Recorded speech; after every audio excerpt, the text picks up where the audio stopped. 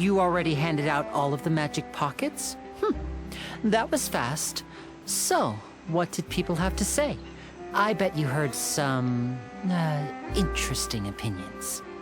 Yes, but that will change once disaster strikes. I know they'll change their minds, so it's only right to help them prepare. Is there anything else you need to do before we leave? Yes, one last thing. I have the magic pockets made by a workshop in the court of Fontaine. Since we're out and about, I was thinking about bringing him some more... So, you want to collect materials? Just tell us what the materials look like and we'll help. Many... Oh, that would be much appreciated. We'll need some Romaritime flowers. I remember seeing them near the waterfront on the east side of the harbor.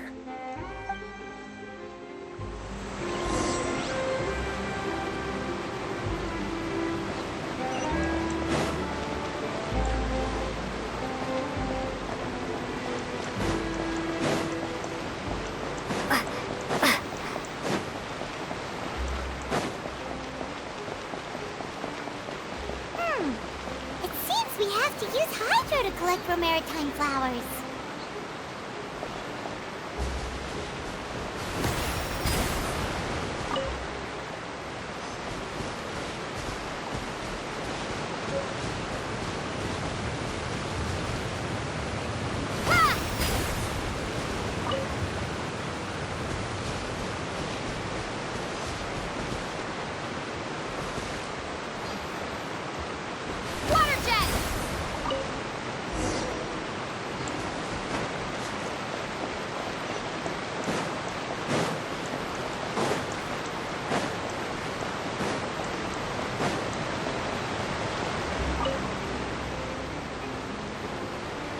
You made quick work of that. I can tell you're an experienced traveler.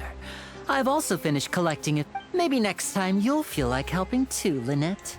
No way. I'm in power-saving mode today. Otherwise, I fear I may not have any... Fine. Though the performance is still a long way off.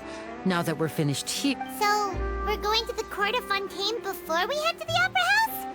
Good. Paimon wants a tour of Fontaine's...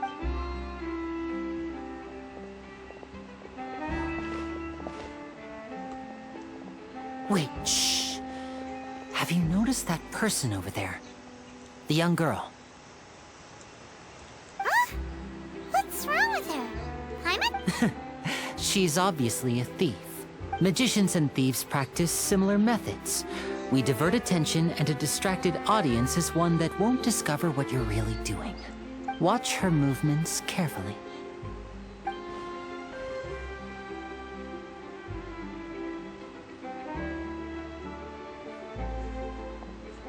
Oh, he's right! Shh, keep your voice down.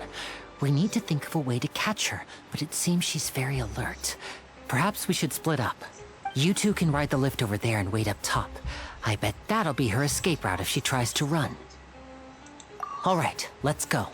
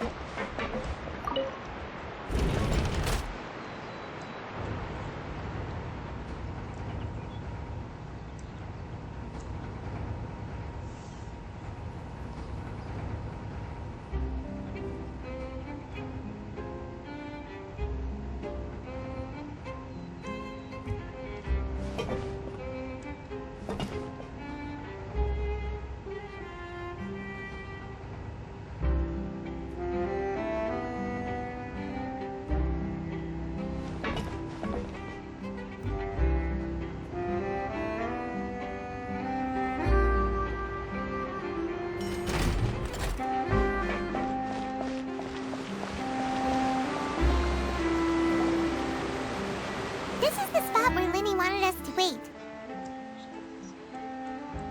Oh, look! Isn't that her?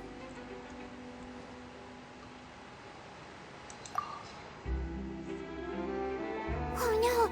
Did she notice us? She started running the other direction. What should we do? Should we chase her?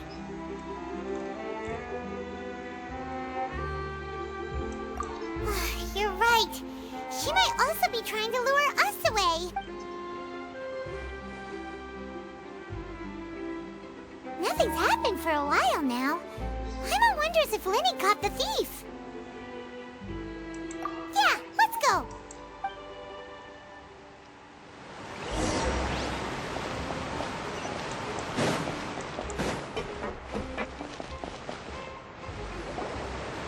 Are you sure that's all she took?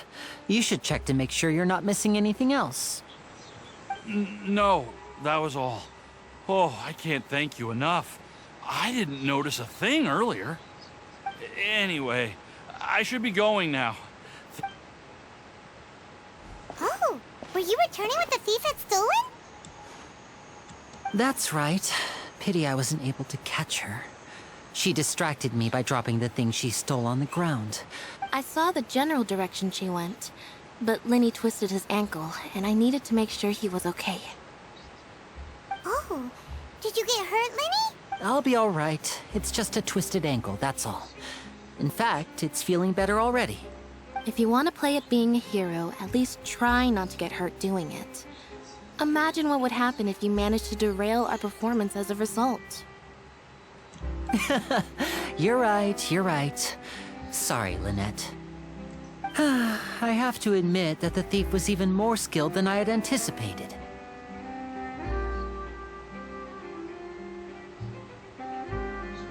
But at least we were able to get the stolen items back, so it wasn't a complete failure.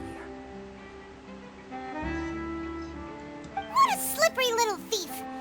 Guess things turned out all right in the end, though. Lenny's initiative paid off. All right, let's put this little detour behind us. We should go to the Court of Fontaine now.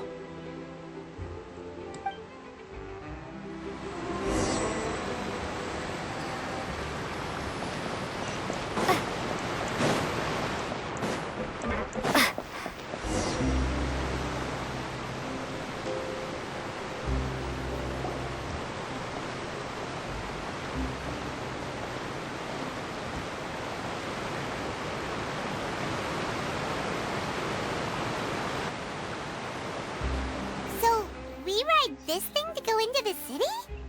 What an ingenious way to get around. This is an aqua bus. It allows people to travel between several key locations around Fontaine.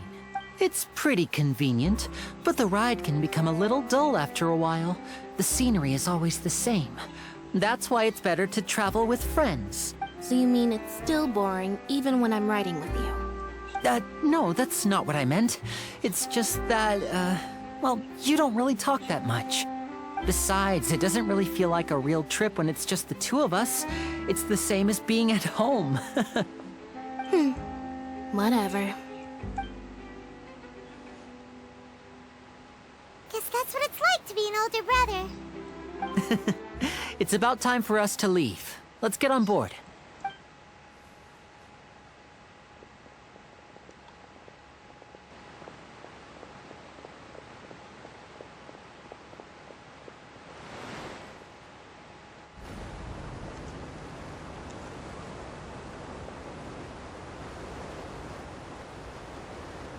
Oh, excuse me! Aren't you the great magician, Linny? And is this... Hello. I don't believe we've...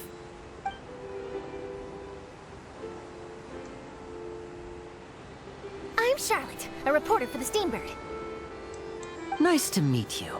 From the Steambird, huh? We've often relied on your paper to promote our performances. It's an honor to meet you. Wait, could that be the legendary traveler who's been making headline after headline in their journey across Tibet? Amazing! You recognized everybody almost immediately! I wouldn't be much of a reporter if I didn't know who's who, would I? Wow, today must be my day! Who knew I would end up on the same boat as so many VIPs? Could my vision finally be showing me some favor? So, Charlotte, what do you usually report on? Well, when there isn't any breaking news, I mainly cover the trials at the Opera House. you can still manage to keep readers' attention as long as you tell things from a clever enough angle, even if it's the same old topics. For example, reporting on how a scammer once deceived vulnerable girls into relationships, or how a financial criminal was once so poor that they ate a single piece of bread for 5 days. That's fine and all, but what I'm really after is exclusive, sensational news pieces that could shake the country. These smaller stories are a waste of my talents.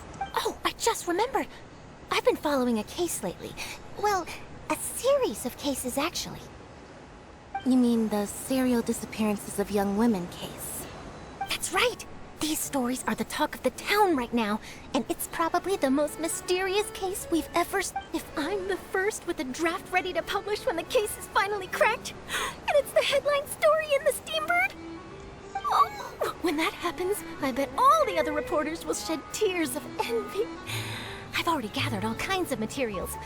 So, what is the serial disappearances of young women case? You mean the culprit hasn't been found?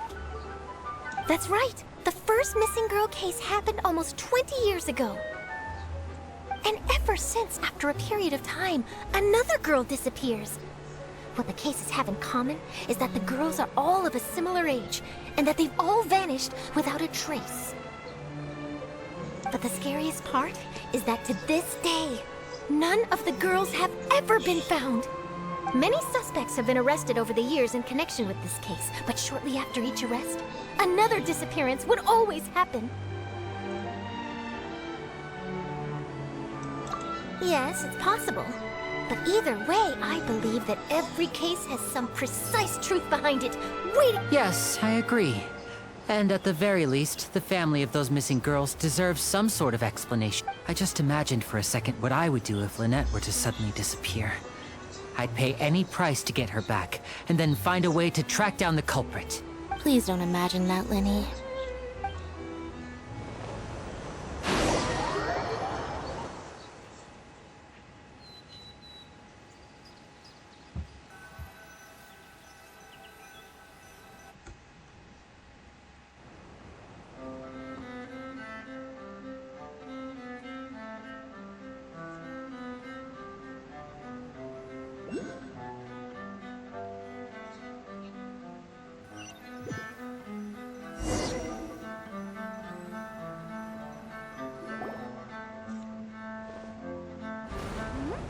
Hey, we're almost there! Look!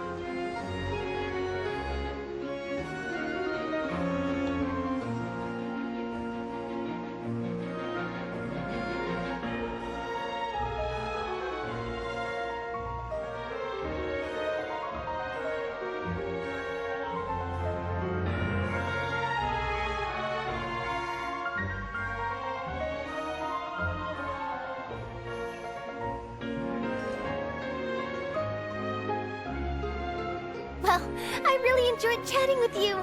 Life should be full of pleasant little surprises like this. Yeah, us as well. The ride went by too quickly. I have an interview to get to. I should get going before I'm late. Okay, Hyman hopes we can chat again soon, Charlotte. See ya! Bye now. Oh, be sure to stop by and see me at the Steambird when you have time. What a tough job. Always running around and interviewing everyone. Well, where should we go now? If you don't mind, how about we stop by my home first? Besides, I still have all the materials we collected. Sure, we wouldn't mind at all. This city is so huge, Paimon wouldn't know where to start anyway.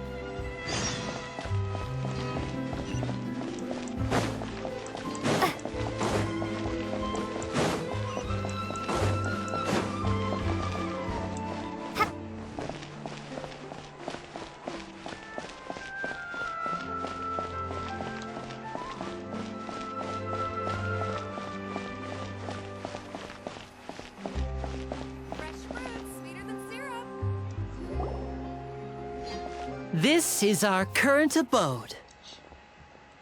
Ah, Fremine, you're home. Where did everyone else go? I have some new friends that I would like to introduce. Oh, they all just went out a moment ago. I see. Everyone is getting busier now that Father will be returning soon. I suppose that can't be helped. Allow me to introduce you to my little brother, Fremine. He is a phenomenal diver. Hello. Nice to meet you. Paimon is Paimon, and this is the Traveler.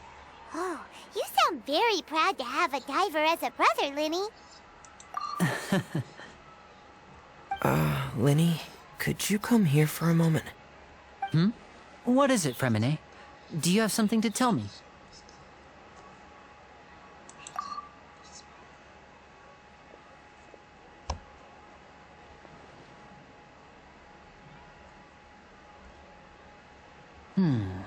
Okay, I see. Is everything all right?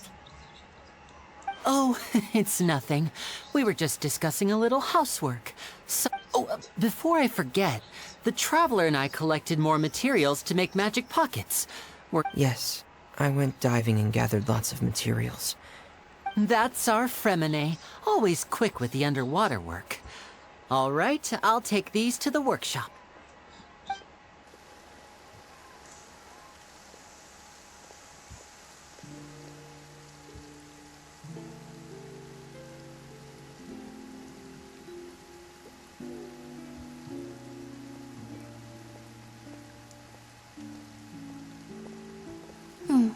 Looks like rain. Oh, you're right. But wasn't it clear and sunny just a moment ago? I'm afraid that's just how it is here. It often rains on days where there are trials being held in the Opera House, but don't worry, it'll clear up soon. What's wrong, Fremine? There's a legend about the rain that I tend to believe. It's said that a dragon of water once resided in Fontaine. Though we don't know where the dragon went, every time it weeps, the skies will cloud up and pour out rain. When I was a child, my mother told me that if I wanted to go outside and play, I should yell toward the sky at the top of my lungs. Hydro Dragon! Hydro Dragon! Don't cry! If it's an elemental dragon, then having the power to make it rain wouldn't be very unusual. Let Paimon try something. Hydro Dragon, don't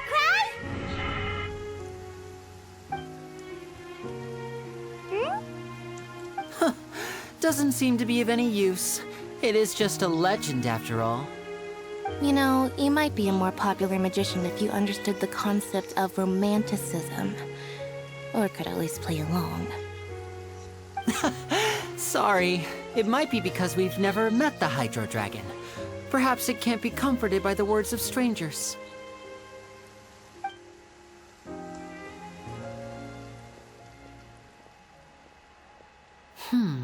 It rained for longer than I suspected.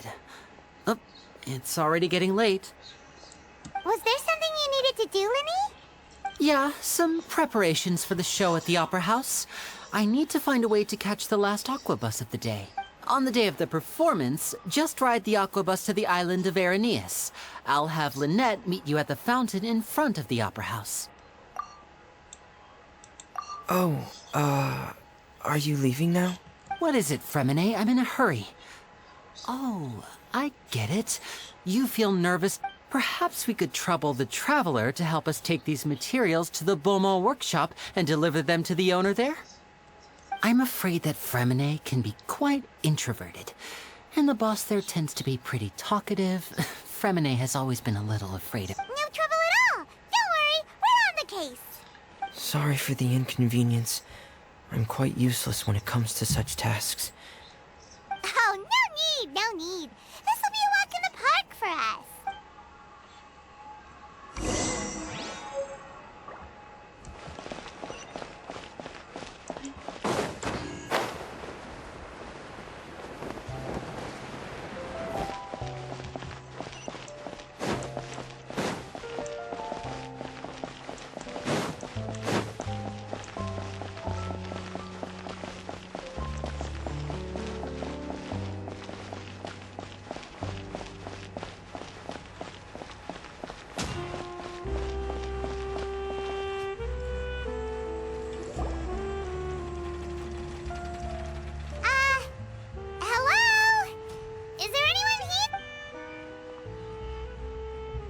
Oh, hello there. New customers? Looking to buy, or do you need something made? Or perhaps... Oh no, we're just here to deliver some materials. Here they are. They're for making... Ah, these must be for Magic Pockets. I could tell right away. I've already made several orders worth now. No need. They've already prepaid several batches worth. When they told me what they'd be using them for, I even offered them a discount. But they insisted on paying the full amount, saying that I had a business to run. Whoa. So, is Linny actually loaded? I can't say for sure, but who knows? Maybe there's good money to be made being a magician and— Hey! Is this machine what you use to make stuff here? It looks... Why use your hands when a machine can do the work? It would be a waste not to use the latest technology, and wasting is a kind of crime. But where does a big machine like that get its power from? Ah, well, it's a little complicated. I'm not sure I can put it in layman's terms for you, but basically, everything we usually use here in the city is powered by indemnitium. It's a type of energy that's produced— Huh? How can trials produce energy? Well, I'm not completely sure of all the details myself, but when a trial is in session, the Oratrice Mécanique d'Analyse Cardinale harvests people's belief in justice and converts it into energy to be used all around Fontaine. So that's what its other function is? Paimon heard that the Oratrice was created by the Archon to make... But... Paimon still doesn't get it. How could something unreliable like people's beliefs be turned into a stable power source for these machines? Oh, yeah! So that means the Hydro Archon relies on the machine to take the energy created by belief and turn it into power for all of Fontaine, right? Even though I've never heard anyone really put it that way before, it sounds like it makes sense. Besides indemnitium, we have another type of energy called pneumosia. It isn't produced by the power of the Archon, but it is unstable by nature. Even now, it still cannot be widely used by— I thought I'd find you hard at work, but here you are chatting the day away. Since you're already talking, You again? Didn't I already promise you that I'd have the more I owe to Confrérie of Cabriere by next month? Yeah, but how do we know that you won't go running off by the end of this month? I want 50% today. Wait, no, 70%. Huh? You... Seems business isn't so great for the workshop. We've already finished our job and delivered the materials. Maybe now's a good time to leave? Hey, hold on.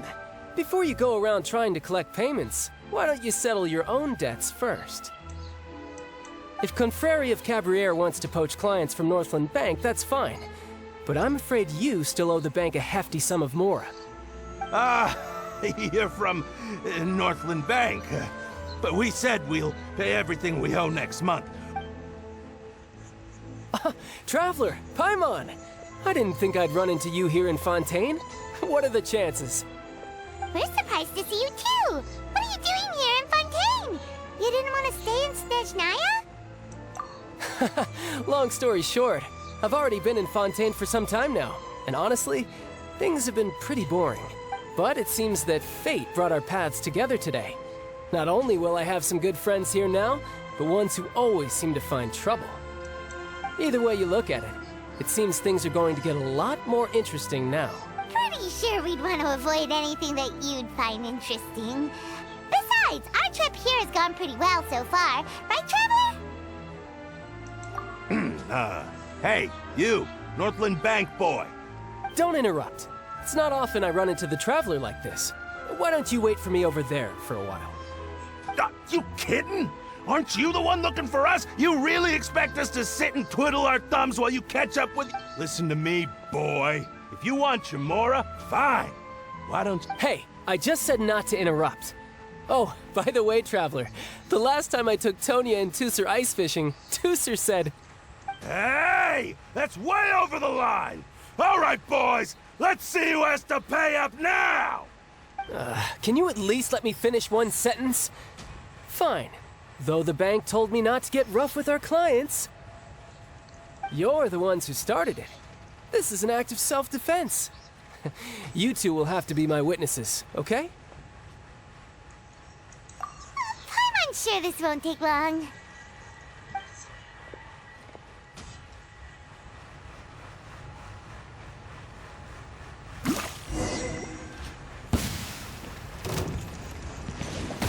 Shouldn't let your guard down.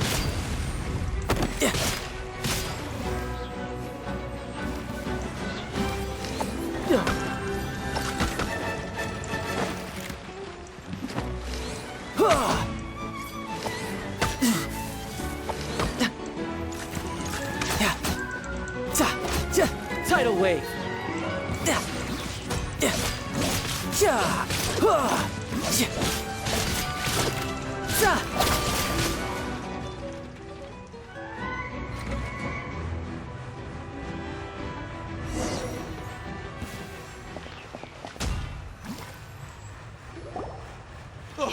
What's your deal, Brad?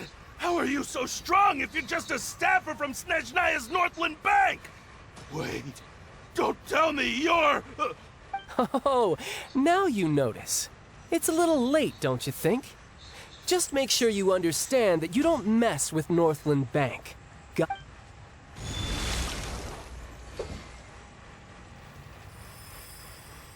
Huh? Now's my chance!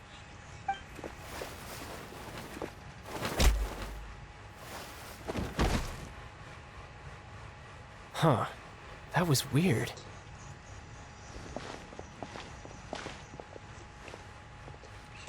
I'm not sure. It's as if I suddenly lost control of my hydro powers when I needed them. Maybe... Strange. How could that happen? First time Paimon's ever heard of someone losing control of their vision. Never mind. It doesn't matter. If I want to stay sharp, I shouldn't be relying too much on my vision anyway. Besides, I always have my delusion in case I need it. So what are you doing in Fontaine, child? I don't see its work for Northland Bank. Well, I guess it's because I've been in a bad mood lately. Huh? What kind of reason is that? Wait, since when do you feel down about anything? I don't know. Maybe I still have a lot to learn about myself. But recently, there seems to be some sort of restless power stirring inside of me. And I don't... Maybe you losing control of your vision just now is connected with that power. That is a possibility. I can't remember if I ever mentioned it before, but when I was 14, I fell into some unknown abyss. It was during that time I learned nearly all of my abilities. The one who took me under her wing and taught me was named Skirk. She was always quiet and very mysterious. Nobody knew where she came from or what she had been through, and she was always very strict when teaching me combat technique. One time, I asked her why she was willing to take me on as an apprentice. From what I could make of her answer, it was because I had awakened it, and traces of it remained on me. But what is it? What did you awaken? She never explained that, but my guess is that it's related to a dream I saw when I had just fallen into that abyss. In my dream, I was in the deepest depths of the sea, and the boundless seabed was all around me. But in front... A whale?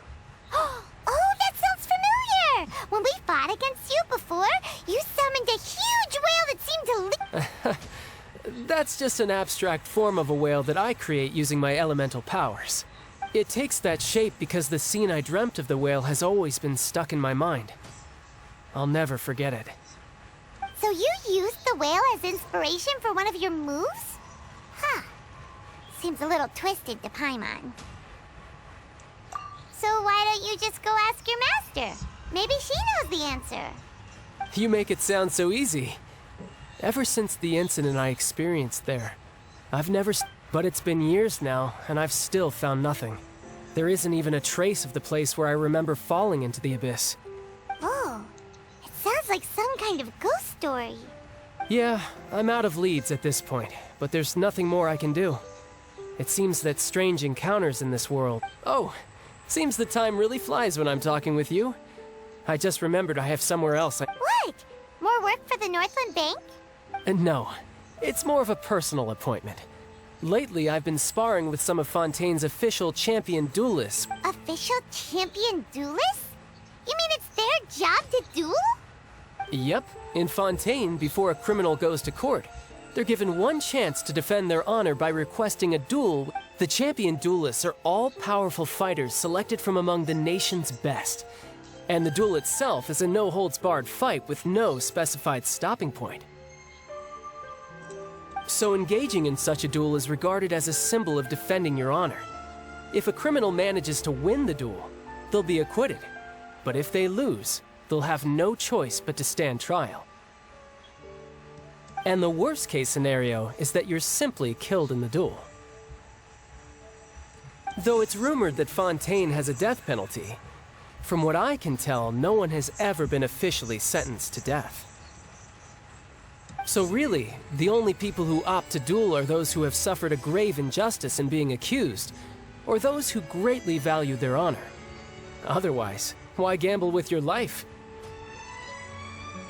So, do many people actually get out of their trials by winning the duel? Apparently, it's exceedingly rare for anyone to actually win. Fontaine probably enacted this system as a way to show that the nation respects the honor of its citizens.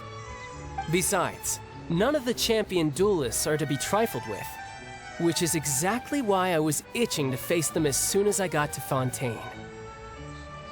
Apparently, the one I'm meeting today, Clorinde, is the strongest of the champion duelists. I had been asking her for some time before she finally agreed to face me today. Well, that's child for ya. Paimon feels like we heard that name somewhere before. Clorinde. Huh. Oh, before I forget, I want you to have this.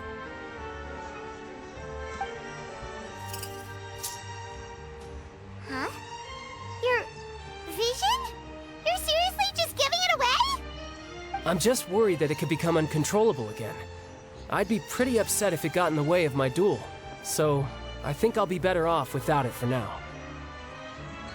Besides, I just need you to hold on to it for a short while. I'll come retrieve it when I have some time later. Paimon knows what you're up to. You just want an excuse to come talk to us again, don't you? Whatever gave you that idea? I'll be in touch later.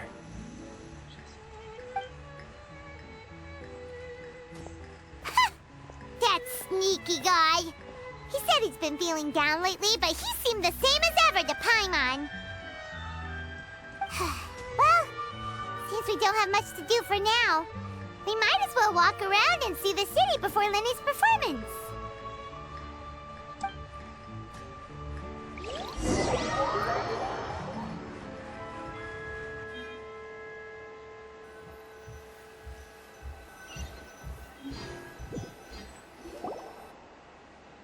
Wow!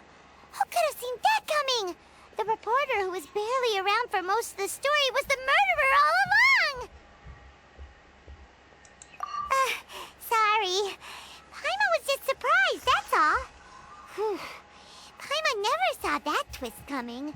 The murder mystery novels here are amazing!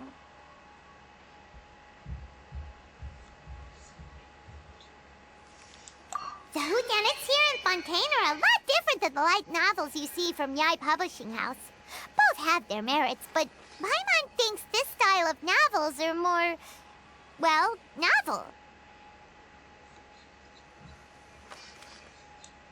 It's so exciting to reach the moment when the mystery is uncovered, especially in the one Paimon was just reading. You should buy a copy and read it too.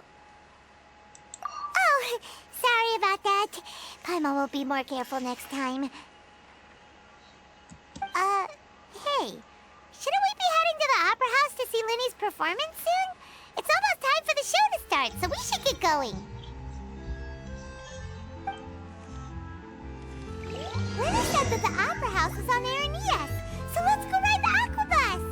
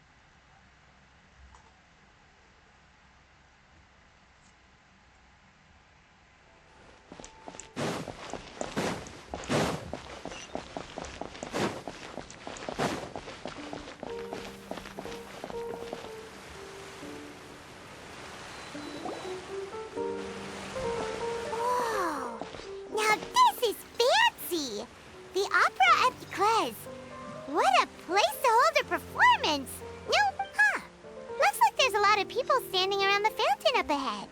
Oh, Archon, please bless us with a bright and healthy child. We pray. I don't know why you always feel the need to ask so much. I'll be happy as long as our child is healthy and lives a peaceful life. I guess if they're our kid, then there's no doubt they'll turn out smart. Maybe this is one of the customs in Fontaine. There sure are a lot of couples here. Vache. What's wrong? Vache. Vache.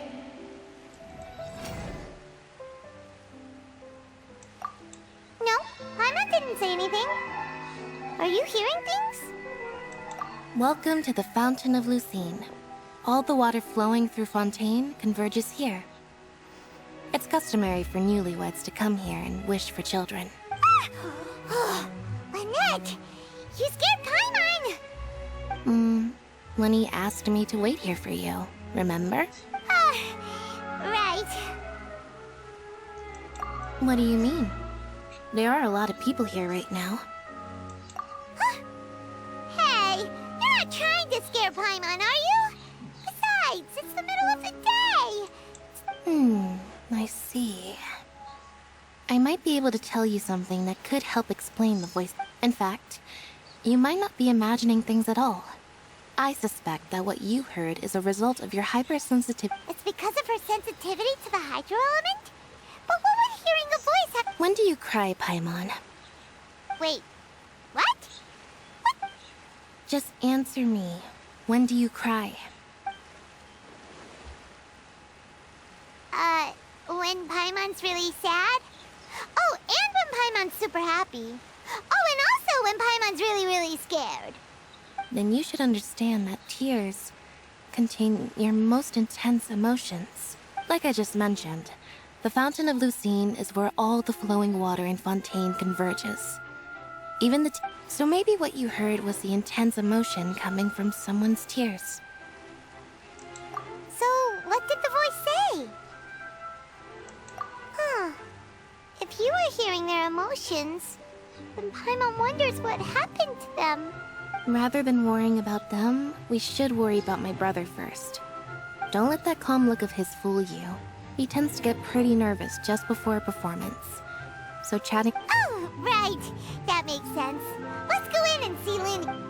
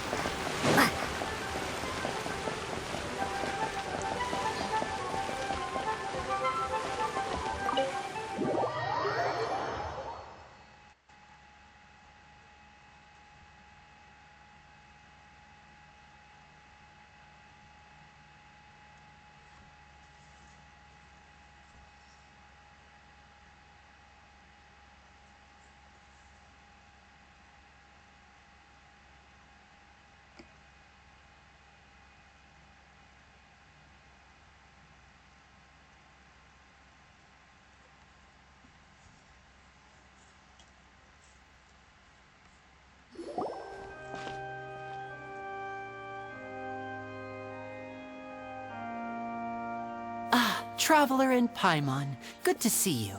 I knew you two would come. Are you kidding?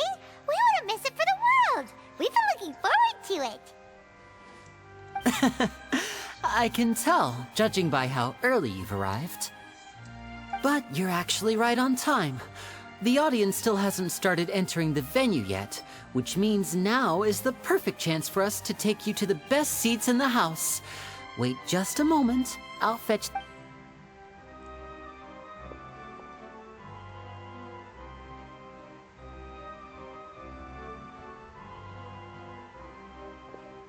The Opera House has assigned seating, so you always have to make reservations. I've already reserved your seats, and here are your tickets. Ooh, front row seats! Thanks, Linny! Don't mention it. There's no need to keep thanking me. Hey, Lenny! Could you come over here and take a look at this? I'll be right there. Seems there's an issue with the stage props over there. That's Cal, my assistant, calling me. I'll go lend him a hand. Yeah, we'll just go to our seats. You go ahead, Linny.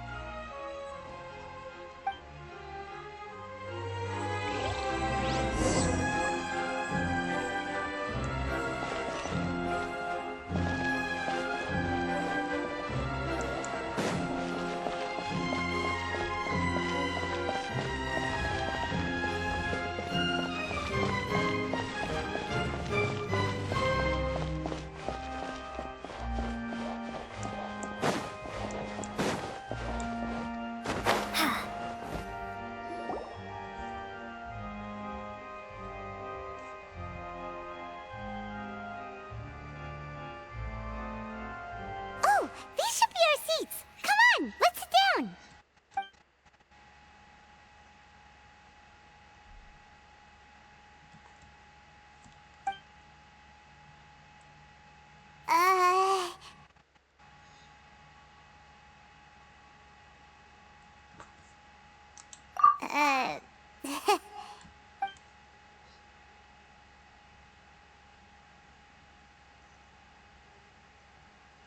Hey, Traveler.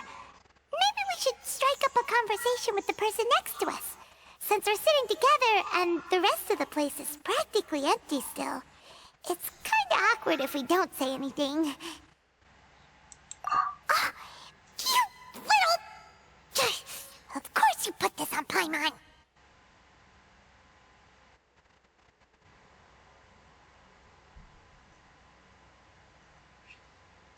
Excuse me, I did not realize you felt awkward. I am terribly sorry.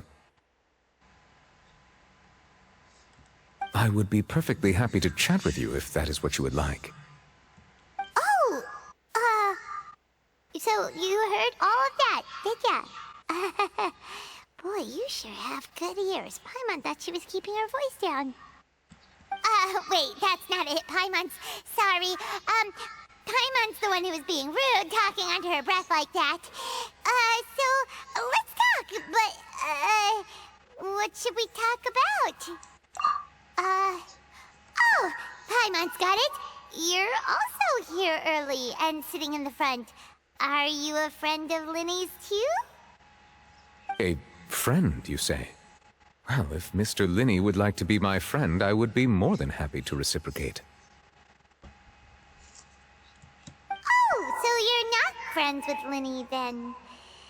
Oh, this is getting more awkward by the second. Paimon nearly forgot to make her introduction. Nice to meet you. Paimon is Paimon, and this is the Traveler. We just arrived in Fontaine. It is an honor to meet you two. I have heard of your deeds across Tevat. And as required by proper etiquette, I will also introduce myself. I am... Oh, Monsieur Nervillet. What an honor it is to have you here to see my show. Ah, Mr. Linny. I should say it is in fact an honor for me to see your performance in person. Wait, Nervillet? Could he be... I saw you all chatting just now, but it seems you still don't know who Monsieur Nervillet is.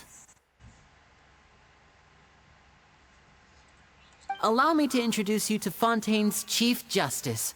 That seat is always reserved for him. It wouldn't be too much to say that he's the symbol of justice and honesty here in Fontaine. Whoa! Sorry for being so rude just now. Paimon had no idea you were such an important person. No offense taken. Being Chief Justice is merely what I do for work. Nearly every person has their usual reserved seat, so I'm not so special, really. And by the way, I should probably let you know, even though I would prefer not to. There's someone sitting up there in the VIP seats that has been striking a pose for quite a while now. I believe she is trying to give you a most elegant and impressive first impression. So I think you should take notice of her sooner rather than later. Otherwise, she may become flustered.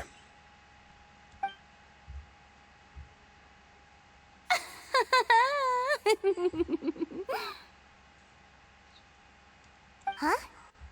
Oh, it's Farina, the Hydro Archon. Huh. She sure has a smug and satisfied look on her face. Guess she has no idea that you saw right through her act. Very good. That is for the best. No need to pay her any more attention. We may now enjoy the show. Huh? So is this what things are like between the Chief Justice and the Hydro Archon? All right, please wait just a moment longer. I've pretty much finished my preparations, and the performance will start as soon as the audience has made their way to their seats. Yay! The show's finally about to start! Paimon can hardly wait! Paimon's never seen a real live magic show before!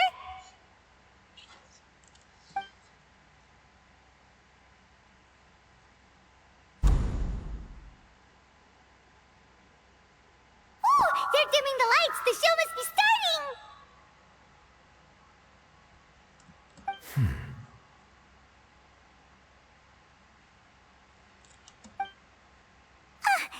Sorry.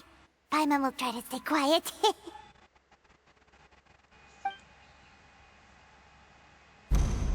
Welcome, one and all, to the Opera Epicles. I am the star of today's show, Linny.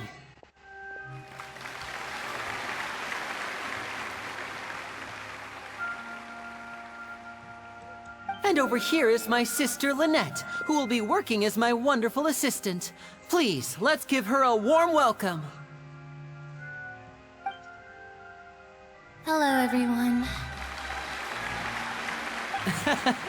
I know she may seem to be a little sleepy right now, but that's just a sign that she's nervous. Whatever.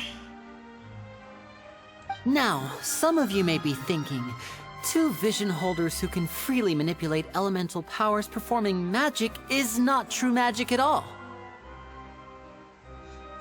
So, I would like to take a moment to assure you that elemental powers will have nothing to do with what you will witness on the stage today.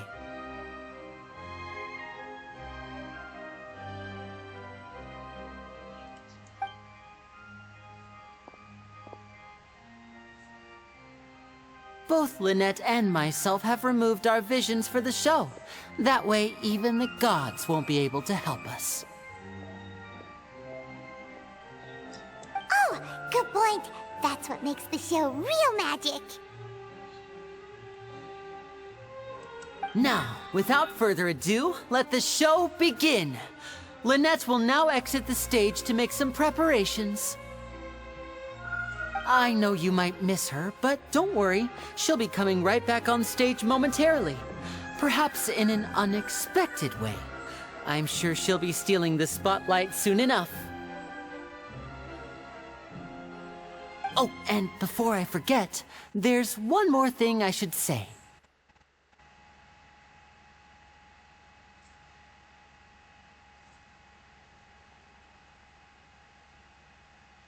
You never know what can happen in the blink of an eye.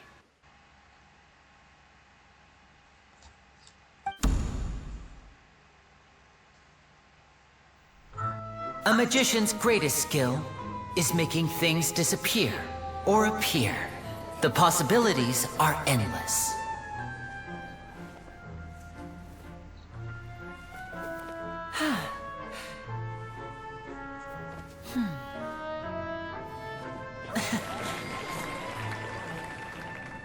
Huh?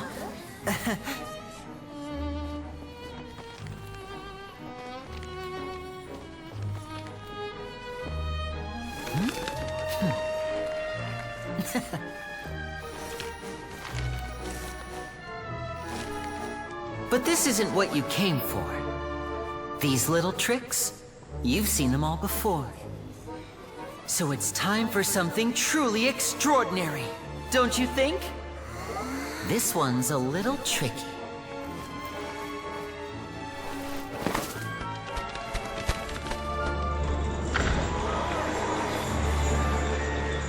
Using this water tank, I shall make my sister vanish completely, right before your very eyes.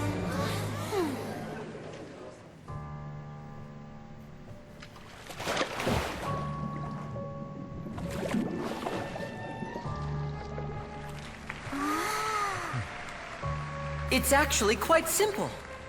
She'll just turn into air bubbles and float right out of the top.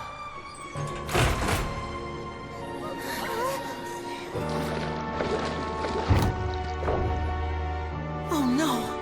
I told them to check all the props carefully. With the lid on, even air can't escape. An amateur magician would be getting very nervous right around now. Luckily, it's me on stage, so let me show you what a true virtuoso can do.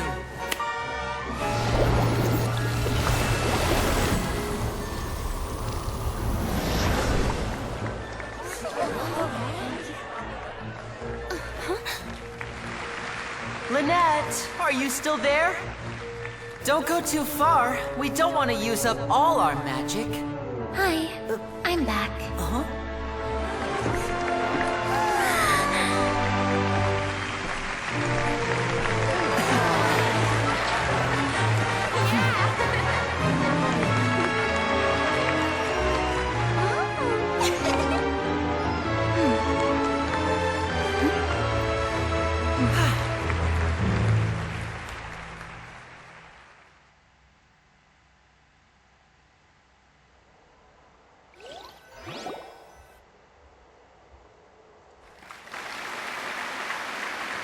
Whoa! What in the world just happened? How did he do that? Paimon didn't see him do anything! Wasn't Lynette inside the water tank? How did she disappear and then reappear out of nowhere? If we could see easily through his tricks, then that would mean that his skills are still lacking.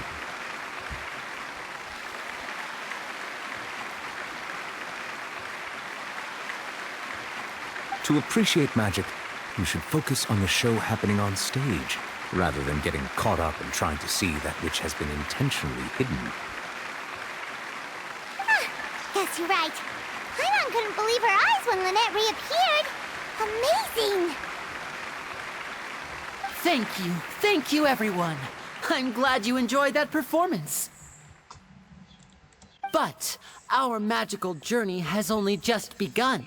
I've prepared even more astonishing surprises for everyone here.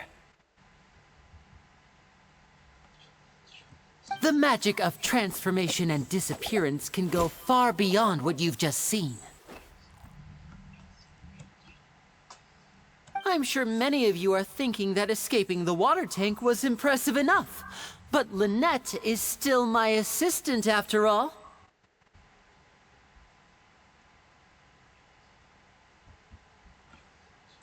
In which case, I have ample time to make all necessary preparations. So, for my next trick, I will require the participation of one lucky audience member. Please, if my assistants could bring out the magical boxes now. There are 2 boxes and only 2 boxes. One is here and one is there in the aisle among the audience.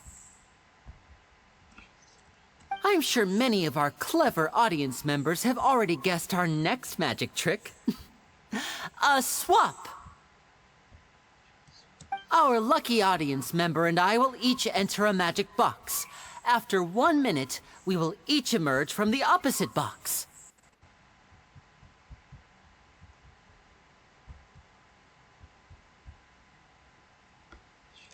Now please, everyone pay very close attention to the box you see here. Don't give me any chance to make a move. Wow! How's he gonna do this? Hey, do you think this is all magic tricks, or does Lenny have actual superpowers? The lucky audience member will be generated by this random number selector. It selects numbers entirely at random. Even I don't know who will be chosen to participate. Now then, let's begin.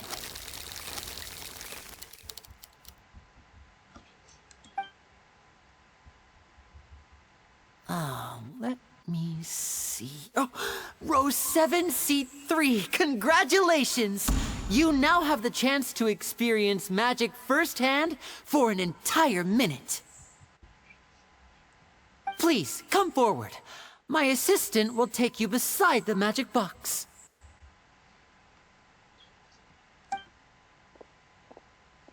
I'm sorry, it might be a little cramped inside, but no need to feel nervous.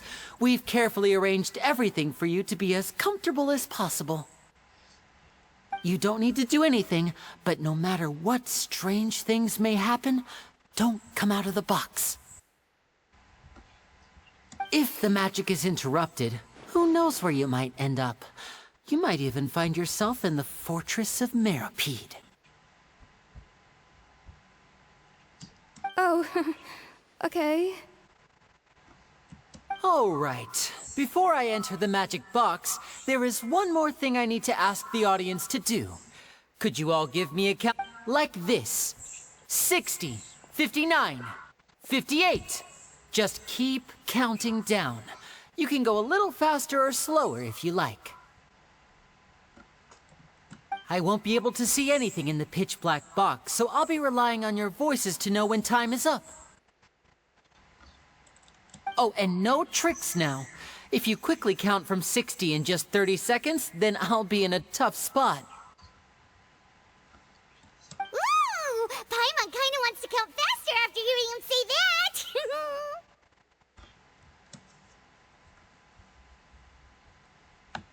No, that won't do. I can see it in your eyes. You still can't be trusted. Let's practice together. Come on, repeat after me.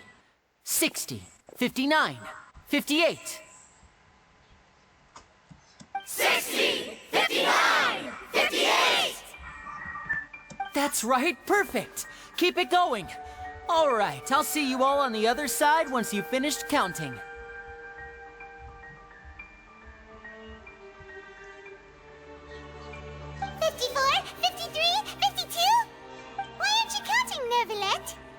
I am counting in my head.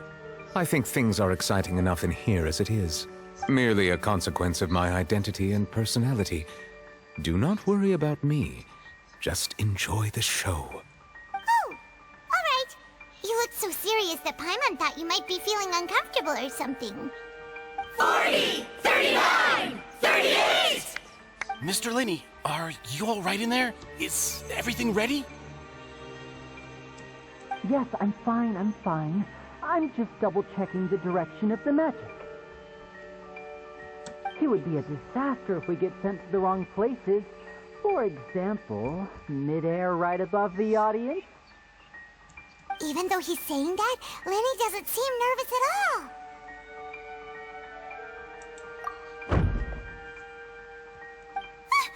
What was that noise? Did you hear it too?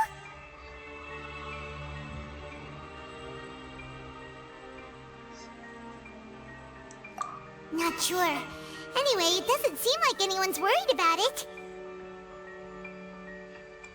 25! 24! 23!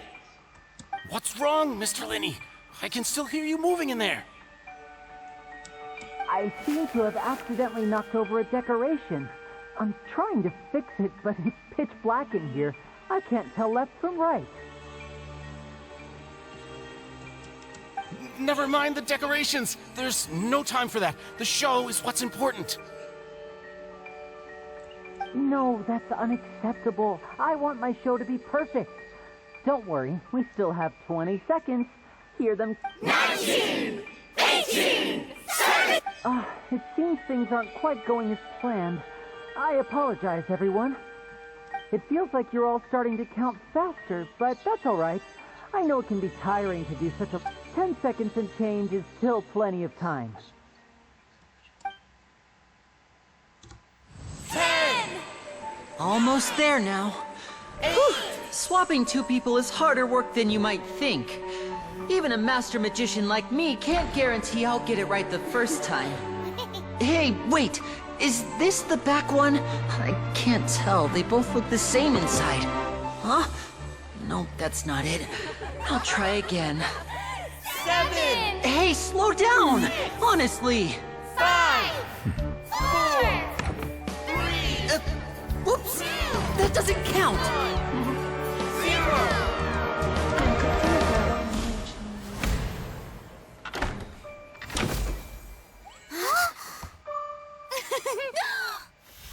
Ta-da!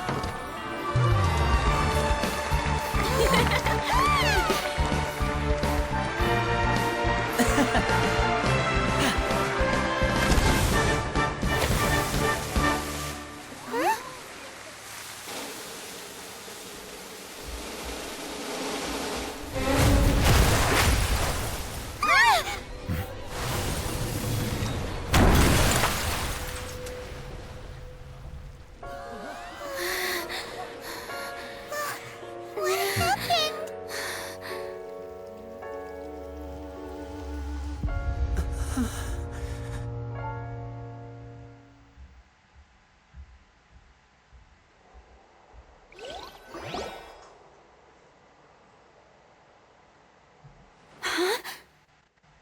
Is this part of the show? Mr. Lenny, you're going to use magic to fix the stage now, right? What happened? Oh no. Maybe this isn't part of the show. The girl was still in that box, right? This performance is over. Medical staff with me. Guards, secure the scene and detain all the performers. Seal the exits. No one is allowed in or out at this time. Yes, that's right. If this was just an accident, then we must investigate the cause. But if this was all part of some scheme, then those accountable will not escape the judgment of the God of Justice. No need to be alarmed, you two. We'll get to the bottom of this soon enough.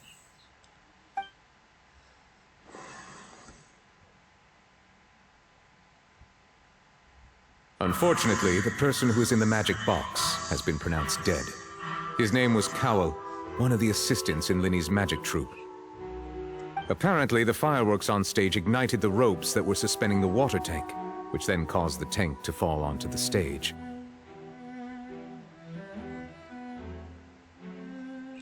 As of now, we are still not sure why we found Cowell in the box, rather than the guest from the audience.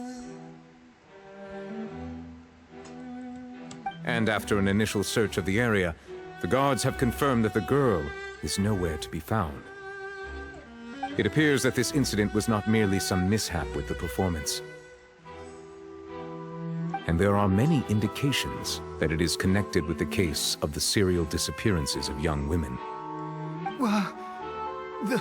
The serial disappearances case? That's the case that Charlotte mentioned before.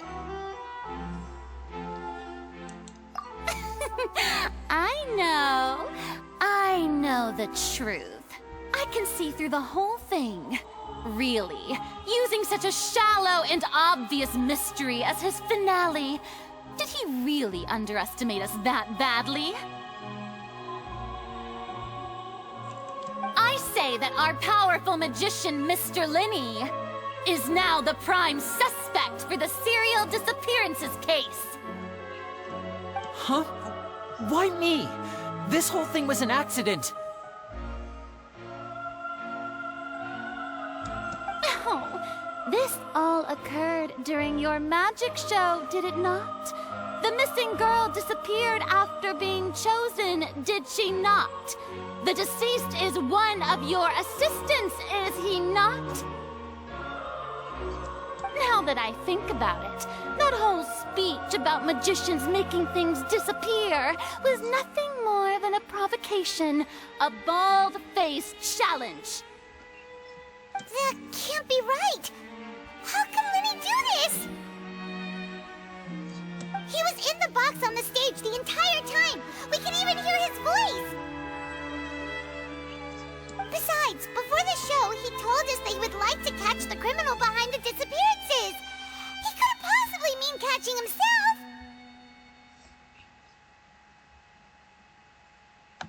Save discussion for a later time, please. Lady Farina, may I assume that your comments just now constitute an accusation against Mr. Linney and his associates, and that you are pressing charges? Huh? I just think that he... Well, I think it might be a little early to talk about formally pressing charges. But what Lady Farina said just now makes perfect sense. Looks like she's gonna personally deliver justice.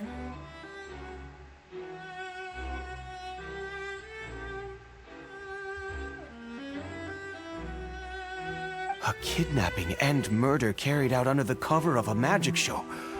Lady Farina said it all. I mean, of course, my dear people. But what excites me even more than the obvious truth before our eyes is the opponent I'll be facing. That's right. I mean you, Traveler. You'll support Linney, won't you?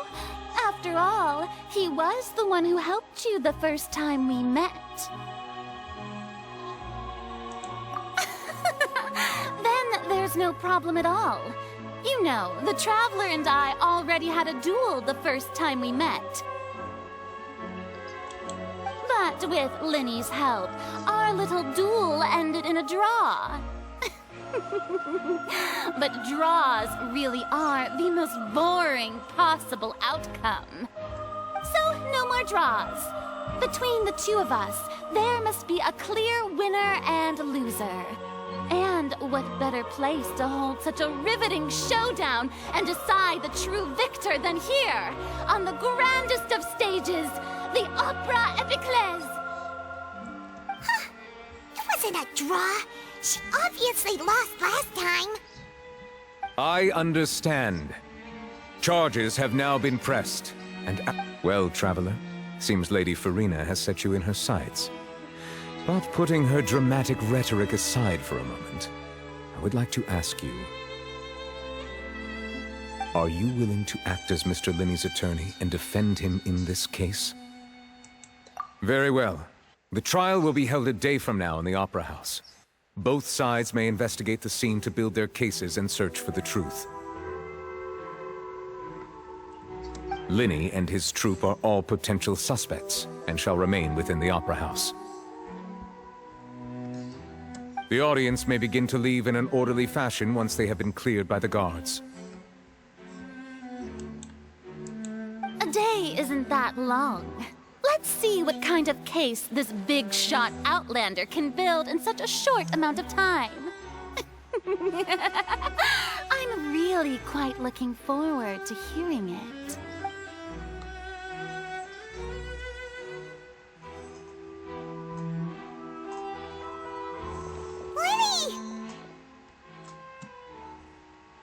Sorry about everything that happened just now. Were you frightened? Of course!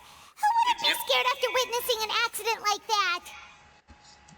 Yeah, I'm a little shaken up myself. How could this happen? And poor Cal.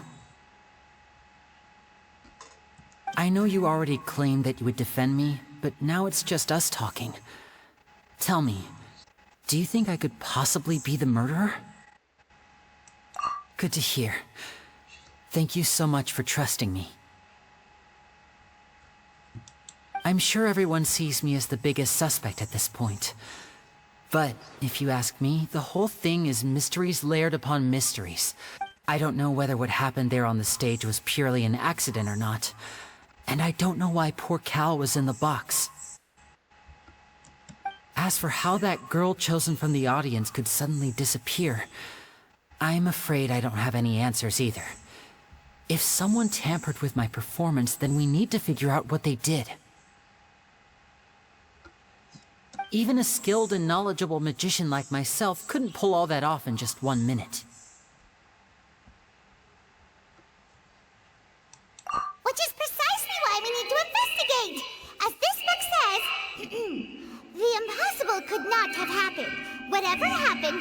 happen that which is possible. Paimon bought them when we were reading at the bookshop in the city earlier. Pretty cool, huh? Don't worry, Paimon used her own savings to buy them. It wasn't from our travel funds. I think they look cute on you, Paimon.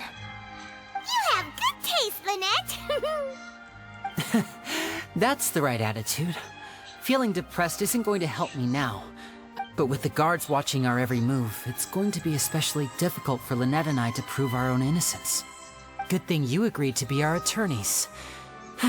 Thanks for that. We'll be counting on you. Yes, thank you so much. Yeah, just leave it to us. Oh, since we're going to start investigating, Paimon has a question first.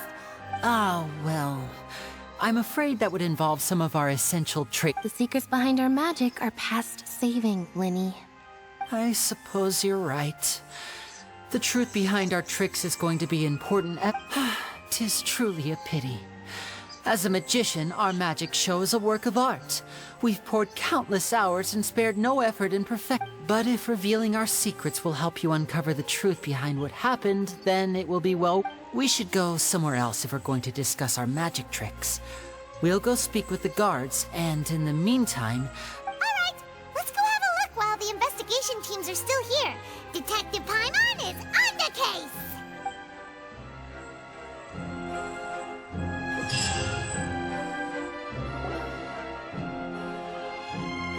Hello, officer. How's the investigation going? I see. You must be the traveler that Lady Farina mentioned. Listen, I'll be perfectly honest with... Huh? What do you mean? Come with me and you'll see. The deceased is one of Linny's assistants, named Cal. Even though he hadn't joined the troupe long, he was hardworking and everyone generally liked him. The assistants are usually in charge of setting up and inspecting the props, as well as assisting with the show and keeping the... As you probably saw when you were in the audience, the water tank suddenly fell and smashed the box with Cowl inside it. This is the real mystery. We've already searched the scene and were unable to find any traces of the girl. However, if you look carefully, the box was positioned directly under the water tank. The ropes holding the tank were then burned by the pyrotech. All these factors lining up so perfectly makes it hard to see this. If anything, the more logical explanation is that the whole incident was intentionally planned, and Linny is the most likely person. But he doesn't have a motive. Are you both good friends of his? Well, you can't say we're good friends, but So in just a short time, he was not only able to win your trust, but even convince you to act as his attorneys. I know there's no such thing as magic. The real trick of a magician is holding the audience in the palm of their hand. I've seen a lot of cases, and I can tell you that people are the least reliable kind of evidence. Sorry, I tend to be pretty straightforward. Anyway, you may investigate the scene of the crime yourselves if you're curious. Who knows, maybe you'll be able to come up with some new evidence.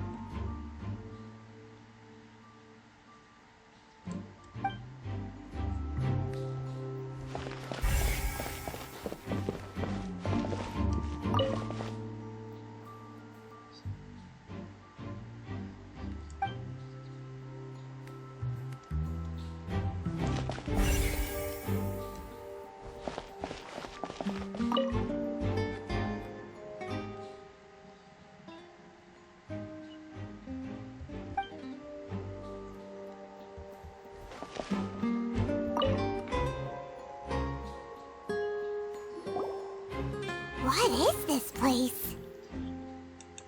It seems someone could fit through here. Huh. Could this have been the suspect's escape route? Alone, perhaps.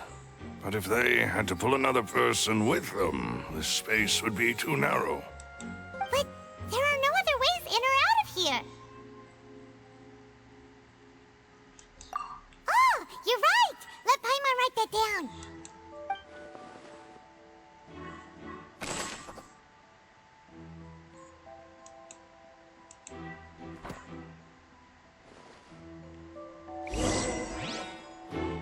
Seems we're just about done investigating down here. Yes. Let's head back up.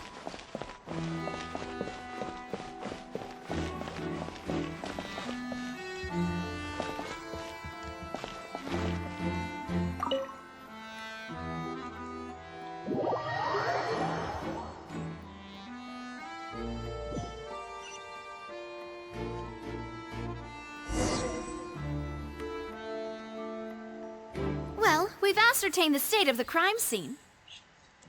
Let's find a place to sort out our findings once Malus returns. Seems to me that there are several things that don't add up here.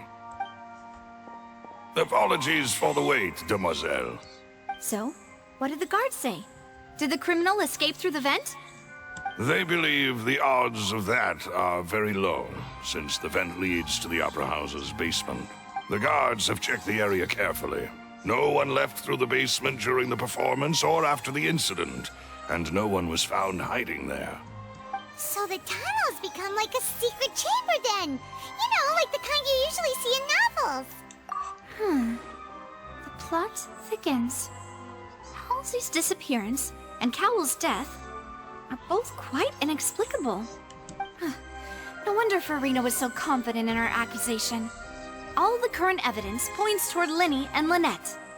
In other words, the charges are very likely to be upheld unless we make some considerable progress.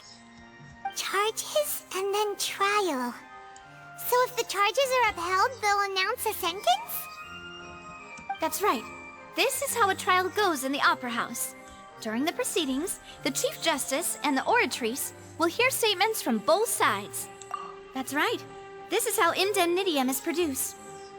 The statements from both sides, the defenses from attorneys, witness testimonies, and even the audience's To put it simply, it's as if the Oratrice has its own will, and is a judge in its own right. This also precludes any kind of favoritism on the part of the Chief Justice.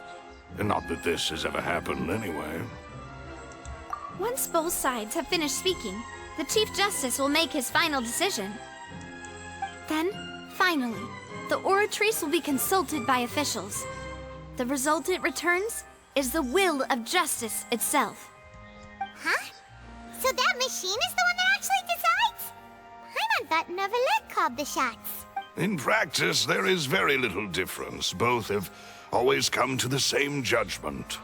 Which is why people have great faith in the... Yes, the guards also asked me to convey that none of us will be allowed to leave this place before the... Huh? Why? Because we've chosen to act as the twins' proxies. That makes us persons related to the case. They're concerned that we might be colluding with outside parties, or that we might find outside help to disrupt the case. And even if that were not so, it could prove problematic if we happen to spread key information about the case ahead of time. I'm ready to break out at any time. Whoa! There's no need for that! Paimon thinks they have a point. That said, are they providing food? Of course. I just hope you don't mind the lack of options. I'm afraid that catering to all tastes is not in the cards, nor is any guarantee of balanced nutrition. In that case, let's just sort out our findings together here. Pity. I was hoping to take you to try some of Fontaine's famous desserts, too.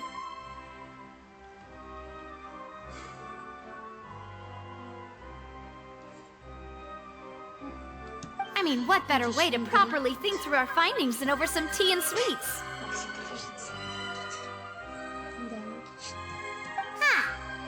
hanging out suddenly doesn't seem like such a bad idea after all.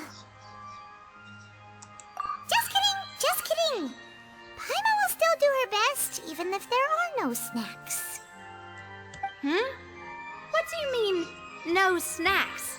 Of course we'll have snacks. If we cannot buy some, then we'll simply make some. Huh? Here? But how? Understood, Demoiselle. Everyone, please come with me.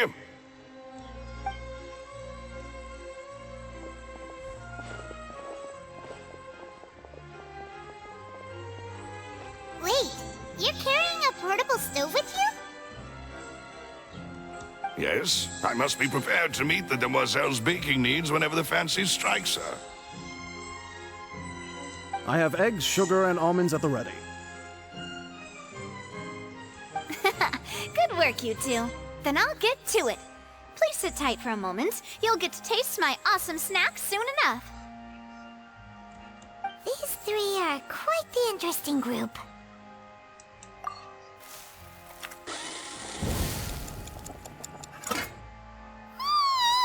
And Paimon thought it smelled good while it was still in the oven. Oh, it's even better now. Paimon can't stop drooling. From the way you had these two guys carrying all that stuff around, Paimon thought you'd have them do more during the baking process.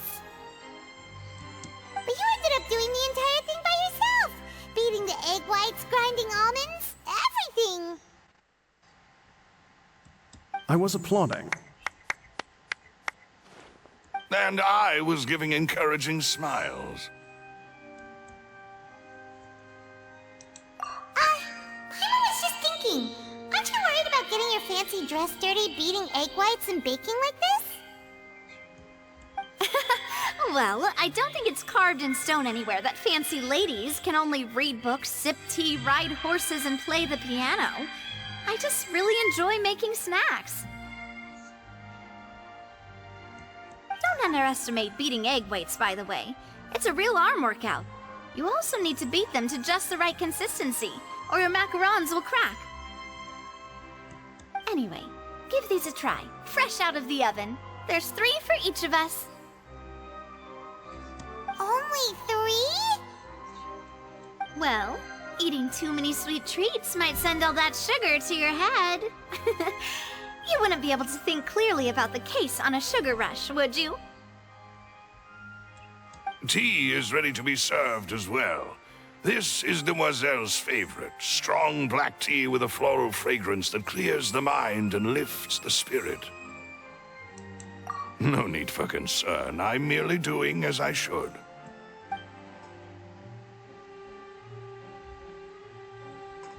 All right then. Down to business. As Paimon mentioned previously, the tunnel seems to be something of a secret chamber. However, we can assume that Linny and Lynette were not alone within it. Some criminal also occupied its sealed confines. The magician twins could have committed the crimes, of course, but they lack any logical motive. Exactly! Why would they do such a thing right when everyone was watching?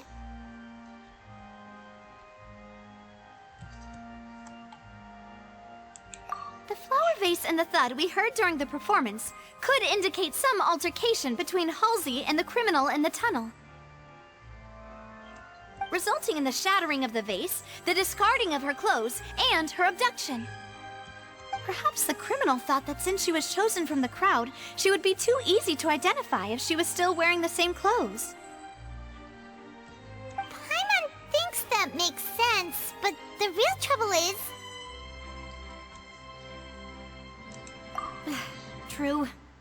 None of the clues we found thus far support the existence of this third person. But the only people left to consider are both technically victims, whether it's the missing girl, Halsey, or poor Cowell. Huh. Could Halsey have secretly made modifications to the magic props in order to murder Cowell before making her escape?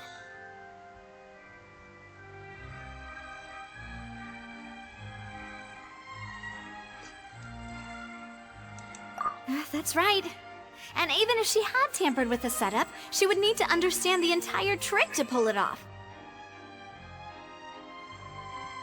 Nor does she have any motive. The guard said that she has never had any dealings with the Magic Troop's members. Were we not thorough enough in our search? From the sound of things, this is turning into an impossible case. Your macarons are amazing, though, Navia. They smell great! They're nice and crisp and super sweet!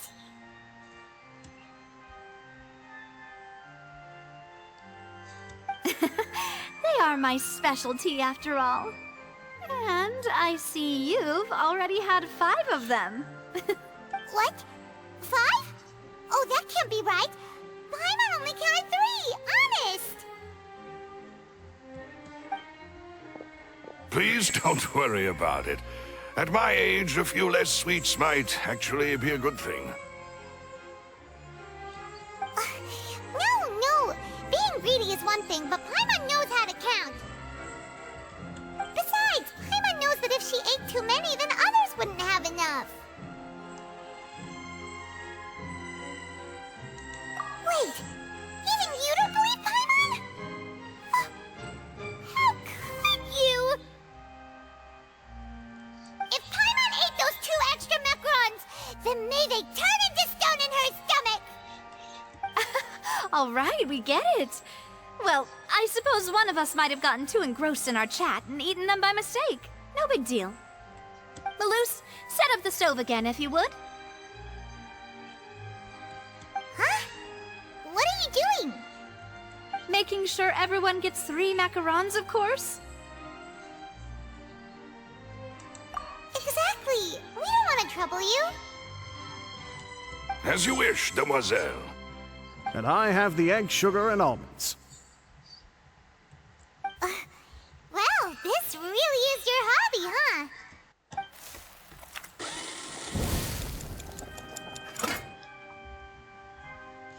Well, that's it for snack time. I'm going to have another look around the area. I don't know what we're looking for yet, but we've still got some time.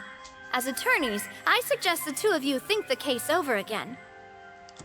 It would be awkward if you got all tongue-tied on stage during the trial. All right, thanks for your help, and for the snacks. It was nothing. A small task for the Spina di Rosula. Silver, Malus, it's time to go. I'll be back if I find anything new.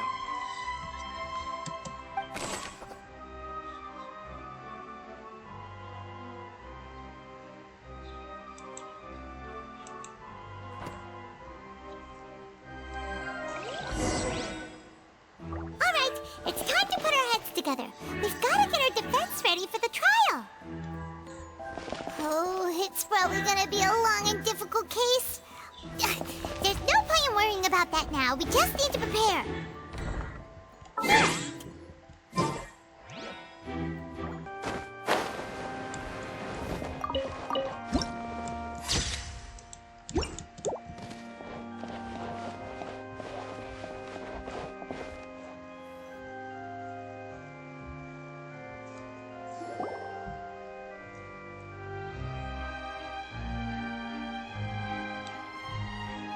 Do? The whole situation is so confusing. Good plan. Impossible things don't just happen. We'll get to the truth one way or another. Just relax. Even if everyone else suspects Lenny and Lynette, at least besides, I doubt Farina understands any more about what happened than we do. Thanks, Navia. Well? Best of luck to you.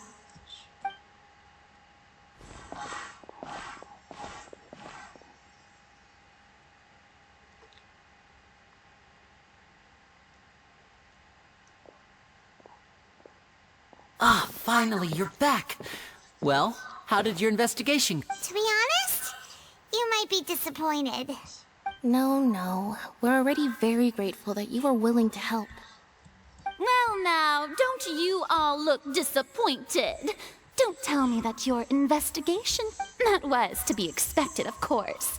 The guilty can never produce proof of their innocence. But don't let that stop you. I shall be terribly disappointed should you, my most anticipated foe, concede so Since both parties are present, I declare that the trial regarding the magic show incident is now in session. Firstly, in order for the audience to understand the causes and results of the incident, could we please have Mr. Linney explain? Yes, of course. I will explain while Lynette demonstrates on stage. All the necessary items have been prepared.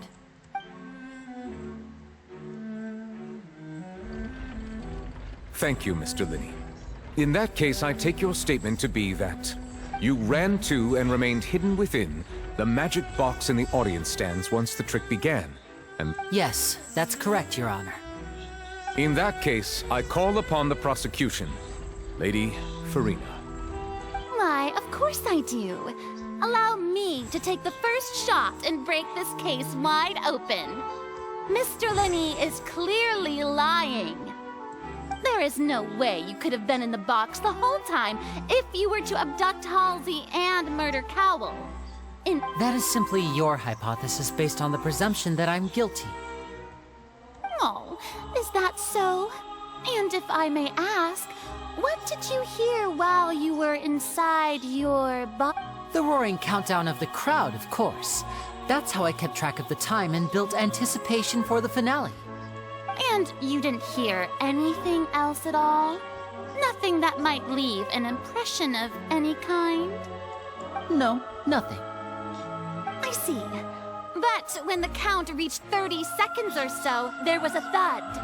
One so loud that I believe practically everyone heard it. Huh? Hey, hang on. Something... Yeah, I'm sure he could have heard a noise that loud from inside the box. I was right by the box, and I definitely heard the thud. Look at those scales. Could those mean... Well then, ladies and gentlemen, allow me to use the words of the magician himself. You never know what can happen in the blink of an eye. And, of course, I have armed myself to do far more than smash your alibi. Confidence cannot go unfounded, and my foundations are rock solid. Tell me, aren't you and Lynette actually from the House of the Hearth? The House of the Hearth?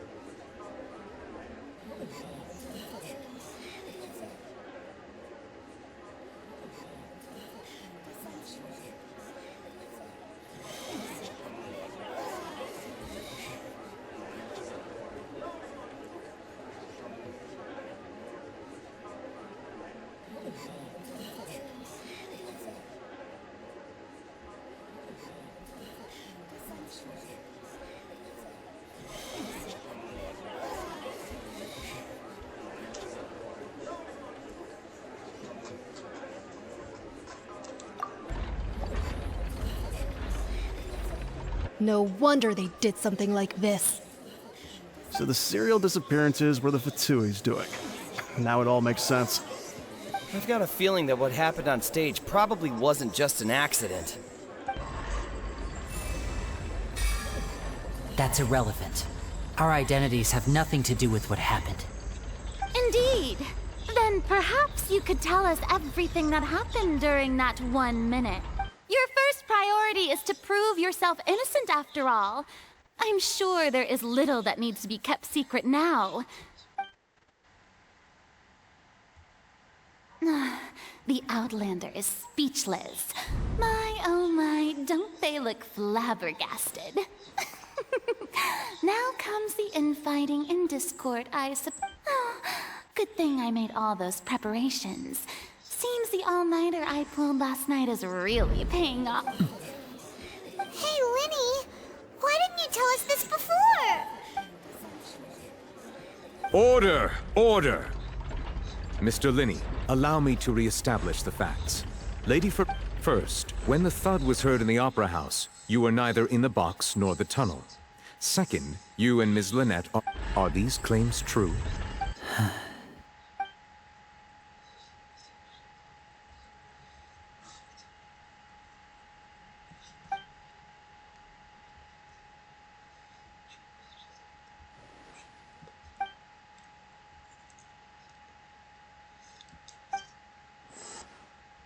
Please answer my question, Mr. Linney.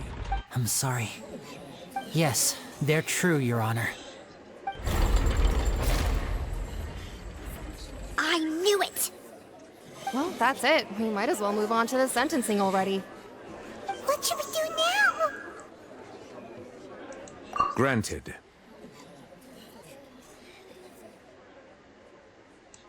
In that case, what is your request? Is that really necessary? They're already as good as guilty. The defendant deceived their own attorneys. What is there left to discuss?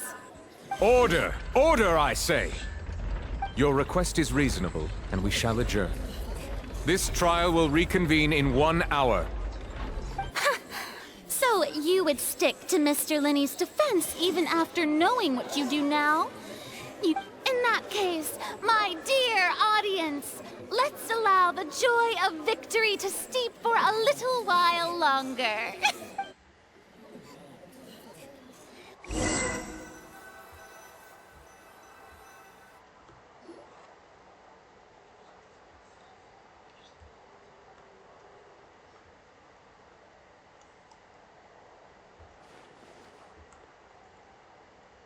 Well, this is awkward. I didn't think the Hydro Archon would dig all that. I'm sorry, Traveler and Paimon. Yeah, sorry. Paimon doesn't know where to start. We trusted you two. We based our entire reasoning on the assumption that you weren't bad guys. Not to set the wrong tone or anything, but Paimon's really mad! I'm very sorry. I know you're angry, and reasonably so, but please, I know you've clashed with the Fatui several times before. I wouldn't be surprised if just hearing the word is enough to make you... But our organization is very, very large, and the Harbingers have very different personalities and goals. Right now, we want to save people. As many as we can. That's right. I'm sure we're on the same page when it comes to this nation and the disaster that its people might face. I knew if it weren't for our respective identities, we could become good friends. That's why I didn't wish to flat out lie to you, but chose to hide some details and... The truth is very important, but being completely transparent about everything would see us spending more effort than we need to. Right. So, you be the judge. Heck, if I were you, I fear that I'd even struggle to trust me at this point. You met a Fatus who works as a magician, a trickster by trade. All by coincidence, too. But still, I'm asking you to trust me. I am... Sorry. Please forgive us. Well, you both say that, but... Right. Let's hear your answer first, and no lies now! Of course. I'll answer any question you ask. We've been trying to find out how the Oratrice operates. We want to know why it has a consciousness. During our investigations, we learned that the machine's core is beneath it. From that moment on, Lynette and I have been designing this box swap trick, with the objective of getting close to the core. Is that why you needed a whole minute? That's right. In truth, the audience would take about 75 seconds to count down from 60. So, after jumping into the tunnel, I accessed the Opera House basement via the vent, and that air vent was created during the construction of the tunnel specifically to execute this step. well, nothing. As soon as I reached that room and was about to investigate, I heard someone's... which should have been impossible, of course. That voice seemed to recognize me and tried to speak to me.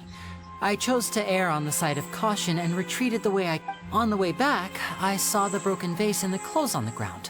But the countdown was almost finished, so there wasn't time to give it any thought. After that, the homicide occurred just as you saw. Well, that explains why you didn't hear the thud. Because of that prophecy I told you about, of course. We must know all we can about this nation's secrets in order to deal with that. That's the only way we can save everyone. So, there you have it. The whole truth.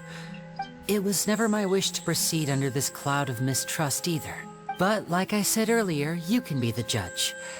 If you want to leave because you don't trust the Fatui, there's nothing I can do. Well, Traveler, you decide. Paimon will follow your lead however you choose.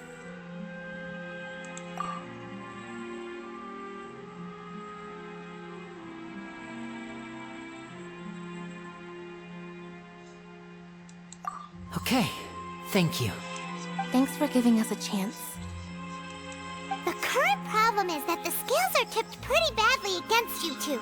If we want to refute the Hydro Archon's accusations, we're gonna need a seriously watertight defense. Huh? Oh, Paimon thinks she gets what you mean.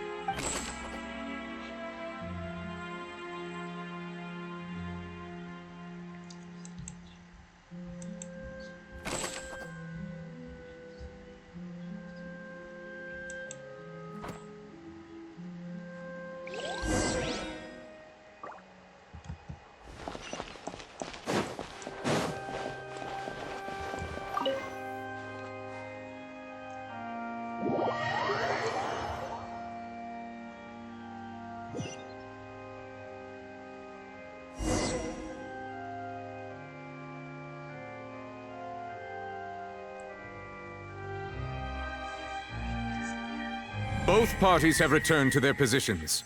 Let us continue the trial. When last we left off, Mr. Linney acknowledged the new evidence presented by Lady Farina as fact. Therefore, Lady Farina may continue That took long enough. Now then, if everyone would lend me their... At this stage, let's revisit that scene from Linney's perspective.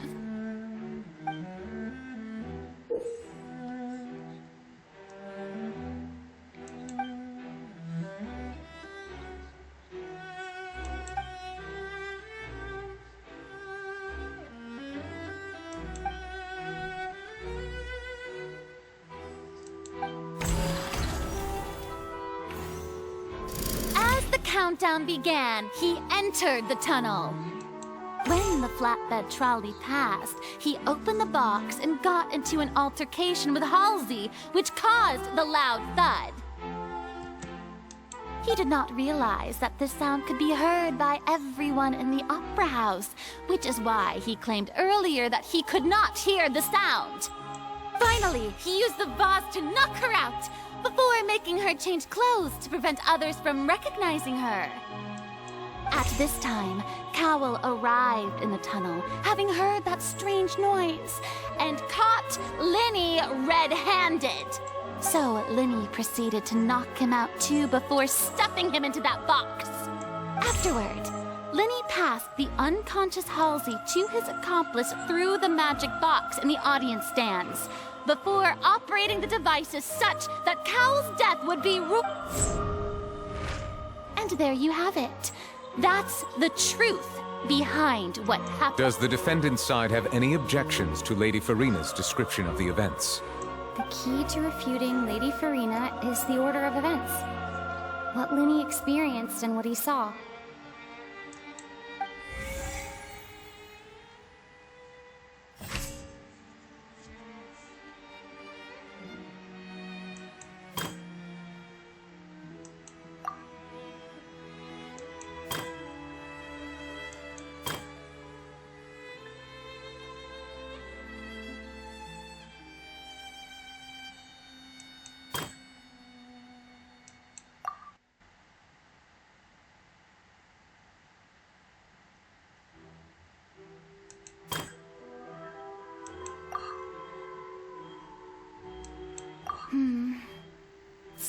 this...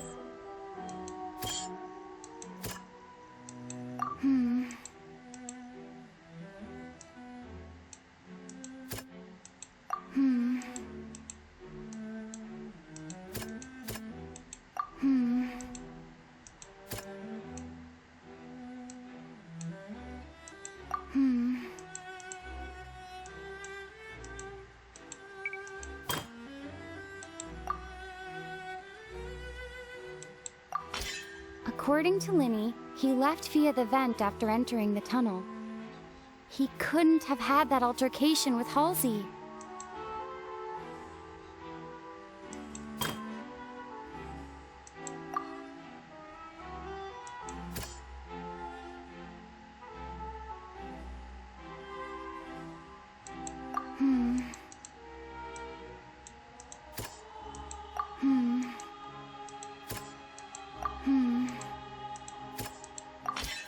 Linny went to the room that contains the Oratrice's core.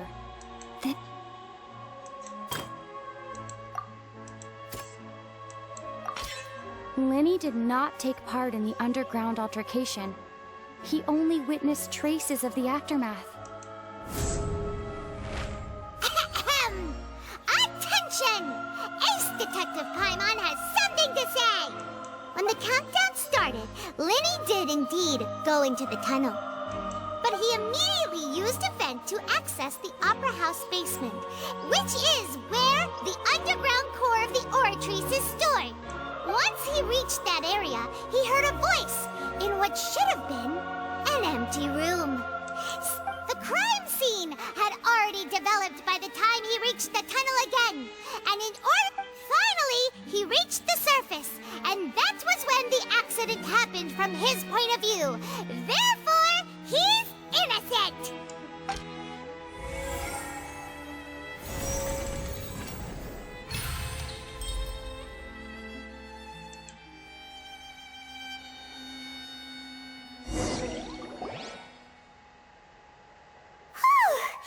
Paimon did it!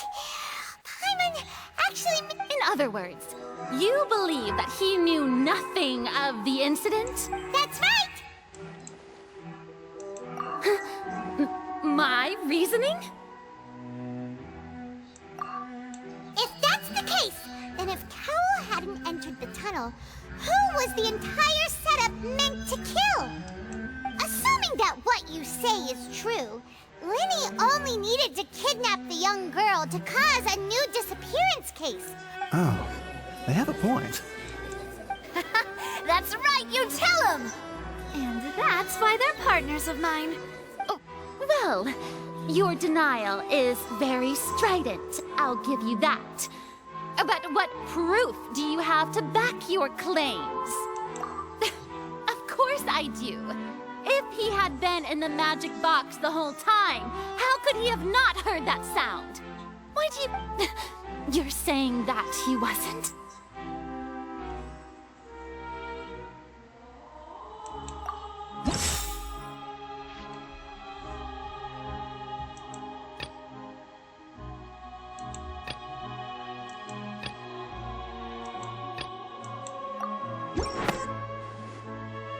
That's right! Linny wasn't in the box or in the tunnel. This means that when the crime happened, Linny had already entered. The same clue you used to disprove his alibi has now become the best proof! How do you like that? Well played. To think you'd use such logic. Well then, if it wasn't Linny who committed the crimes, then who was it?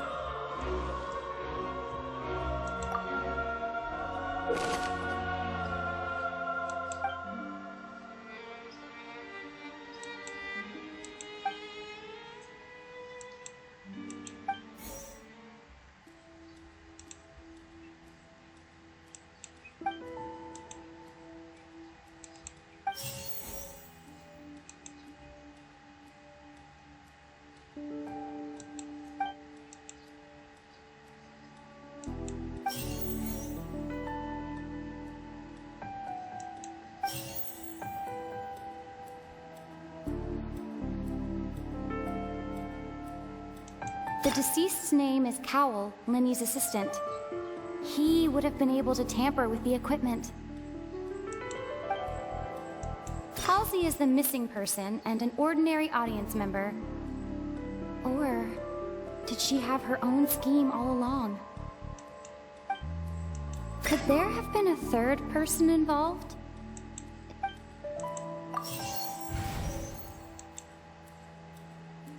The deceased's name is Cal.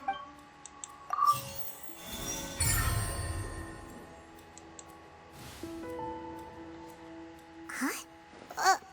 That can't be right. The killer was, in fact, Cowell! Oh, is that so? How? What I must do next is recreate the truth. What Cowell did, and how he went from would-be perpetrator to...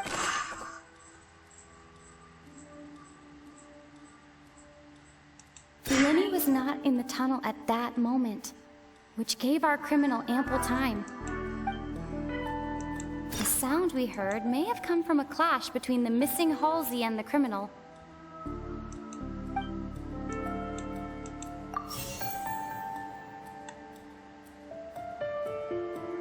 No one entered or left the opera house through its entrances. It would have been tough for both people to fit into that vent. They would likely have... Lenny was not in the tunnel at that moment, which... Halsey's clothing was in the tunnel. So...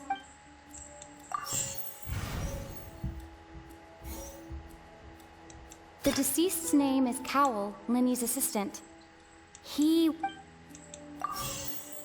The sound we heard may have come from a clap. Halsey's clothing was in the tunnel. The sound we heard may have... The sound we heard may have come from a clash, but it would have been tough for both people to fit into that vent. No one entered or left the opera house through its entrances.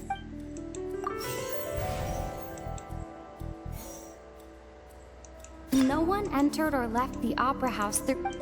Halsey's clothing was in the tunnel.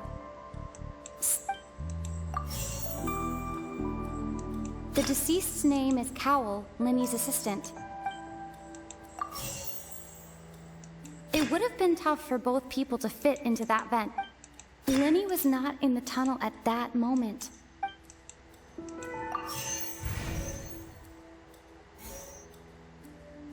It would have been tough for both people to fit into that.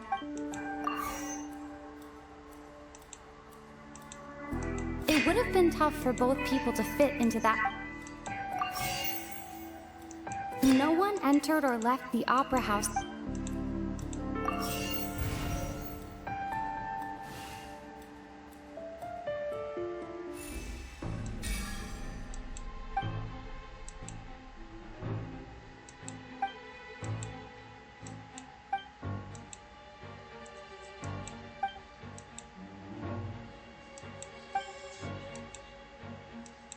What's wrong, Traveler? Are you still having trouble figuring things out? I see how it is. So this was all just a bluff. And Look, since we're at a dead end, why not, just like the trick as it transpired, the end result must have been utterly different from the magician. If only we knew how Halsey disappeared. Well, that would be nice, but the tunnel only has 3 exits, and none of them seem very like... And it's not like this is a magic trick where you can just make a real live person disappear. You know, like you did from that water tank. excuse my interruption, dear opponents, but do you not see that the crowd is growing impatient? There is...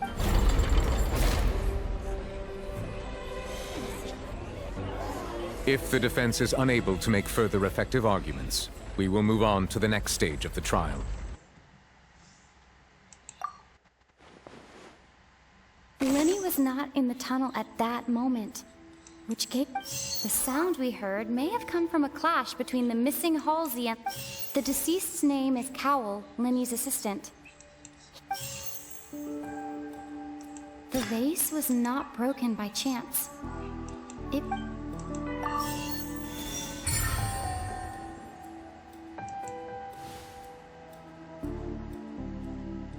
Oh! Paimon gets it! It all comes together if Halsey disappeared and Lynette escaped from the water tank, vanishing gradually and leaving only clothes behind. If there's a similar method... Oh, just a moment, please. I do hope you know how preposterous you sound. How could a person ever be transformed into water? This is reality we're talking about here, not... Must we really? I should think that of anyone. Magic tricks are ultimately just illusions and misdirection. But Halsey's disappearance is very real. Even so, I trust the Traveler's judgment. The truth must be out there somewhere. Perhaps some new line of reasoning may open if we try to gather... Since Cal was the deceased, we haven't placed much attention on him. But given that we aren't making much progress with the case, it wouldn't hurt to have a look at his belongings, would it? People really do come up with all sorts of harebrained schemes when at the end of their rope. The way I see it, your suggestion that we broaden the scope of our investigation is nothing but a tactic for Nevertheless, I believe that this is a reasonable request on the part of an attorney. Since the trial does indeed appear to be at an impasse, I believe that additional evidence may help us make more progress. Guards, please step into the lounge and examine the personal effects of the deceased Cowl.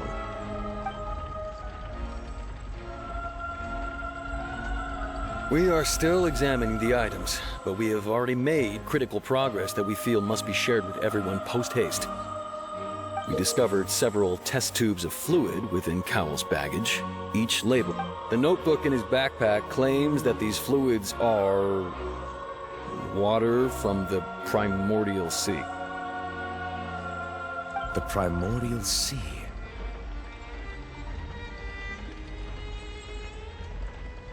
The note's contents also indicate that Cowell belonged to an organization that sells illegal drugs and that he had an accomplice.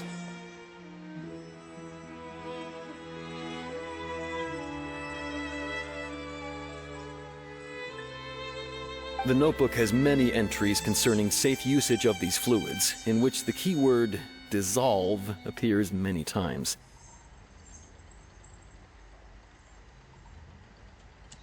One of these tubes was labeled Opera Epiclese, along with yesterday's date.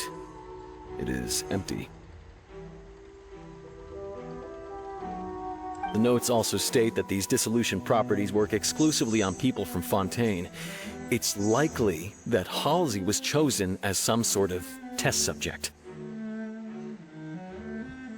As such, we believe that the defense's hypothesis is, in fact, supported by sufficient evidence. You've got to be kidding! People dissolving into water? Could something so ridiculous actually be true? Wait a moment. This reminds me of a certain prophecy, but it's just a coincidence, isn't it? Huh. If people can become water, does that mean that the water tank's real use was as a means to hide water stains? And wait just a minute. Could that mean... You two, with me! Demoiselle, wait! What about your partners? Let's go. Just trust me. Order! Order! It is undeniable that further examination of the deceased's personal effects has yielded some surprising results, but we cannot yet verify the veracity of these clues.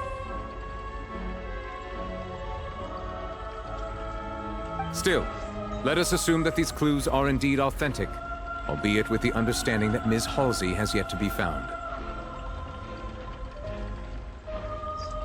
Guards, please continue examining the items along these lines.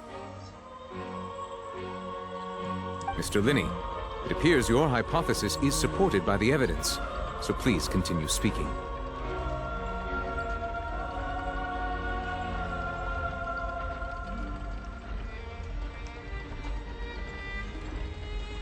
Of course. Thank you, Your Honor. If we uphold this hypothesis, I believe that many of this case's seemingly unrelated clues can be connected together. Right! Like the metal hook! That one didn't make sense at all. Let's think about this. Cowell's methods must have something to do with that water from the primordial sea.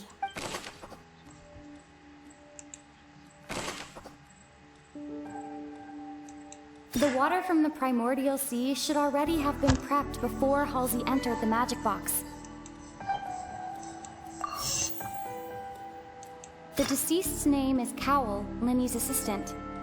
He would have... The rope that strung the water tank up was lit by the fireworks and cut. As such, the Lynette was in the magic box on stage the entire time. Did she have... I remember there was something else within the inner lip. Now it seems like the hook rope was not meant for another magic trick.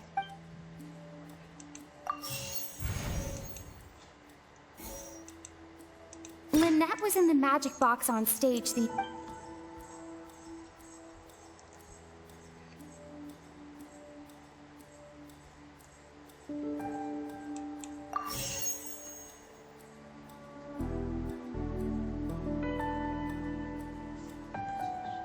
I remember there was something else within the inner layer of that box.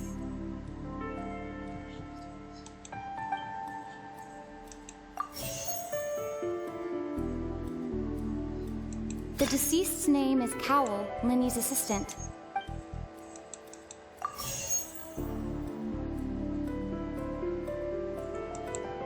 The water from the primordial sea should already have been prepped before...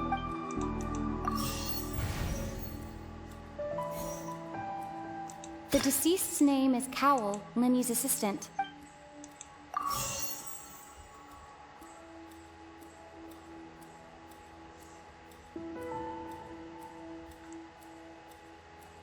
The rope that strung the water tank up was lit by the firework. The water from the primordial sea...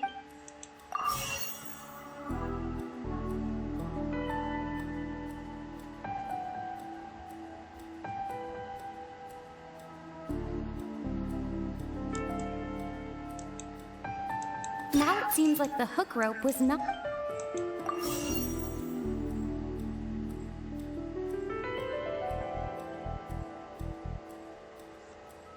I remember there was something...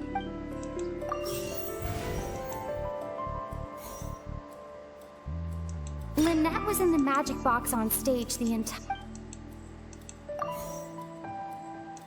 The water from the primordial sea should already have... Lynette was in the magic box on stage the... The rope that strung the water...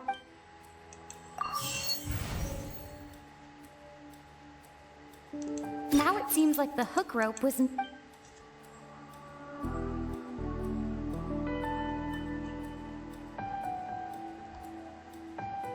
Lynette was in the magic box on stage the entire...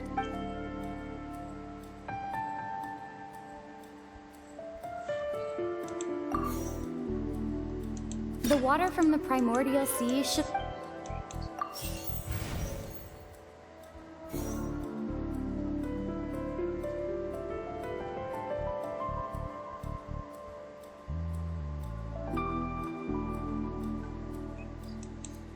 Now it seems like the hook rope was not meant for another magic trick, but was instead...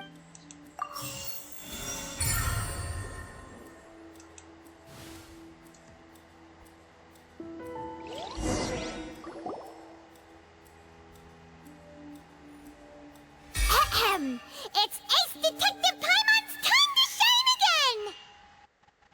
In the original plan, Cowell would tamper with the water tank rope and the number selector securing his target. When the magic box containing Halsey was lowered, the metal hook would retract gradually and pierce the balloon at the top of the box. When the balloon attached to the box popped, the water from the primordial seed inside it would pour down and dissolve Halsey.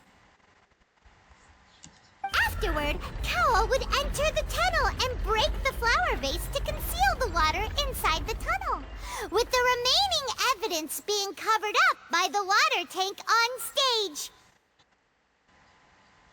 But he encountered something unexpected in the tunnel, and wound up being fatally hit by the same water tank he meant to use to cover his tracks.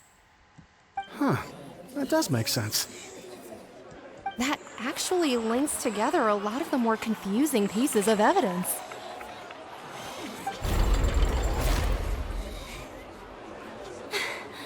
Oh dear, what do I do?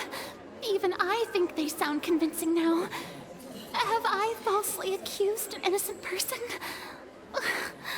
What a humiliation. Now, it seems like the only point of contention remaining is the exact circumstances that led to Cal's death. His notes mentioned he had an accomplice who could be related to the situation. On that note, the guards have just contacted me indicating that they uncovered new evidence. I shall now invite him on stage to share it with us.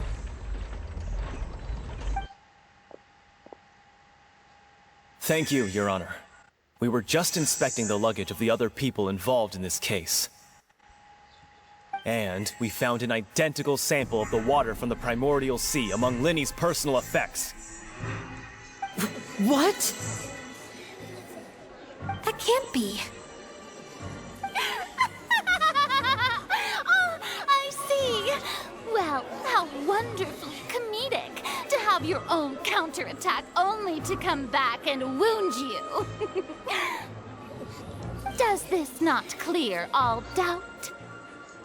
My dear citizens, my loyal audience, allow me to present my reasoning and bring this performance to a swift close.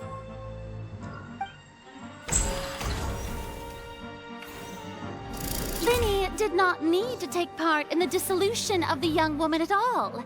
Indeed, he did leave the scene via the vent. Having made modifications to the props beforehand, his accomplice Cowl then caused Halsey to vanish using the water from the primordial sea. But upon his return, in cruel avarice, Linny desired sole credit and prepared to do away with his partner in crime. Ultimately, he knocked Cowl out, and the tool meant to cover the crime up also became a murder weapon. Now, as much as I regret having come to such a viciously straightforward conclusion, it does seem that the famed Fatui is quite the cold-blooded and ruthless organization. Am I right, Mr. Linny? We've used up all the evidence we collected. There's no way for us to make a rebuttal here. Is this the end of the road?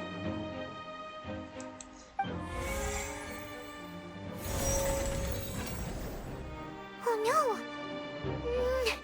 Paimon can't think of anything either. It doesn't look like there's any way around this. Seems using the water as new evidence was too good a move. Why did this have to happen now? I think we've all seen enough now, and we have ample witnesses to my flawless reasoning.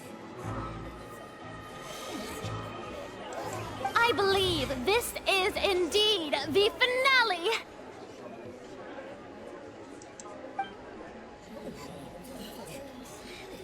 Now then, my good, noble Chief Justice, should we not, in your view, move...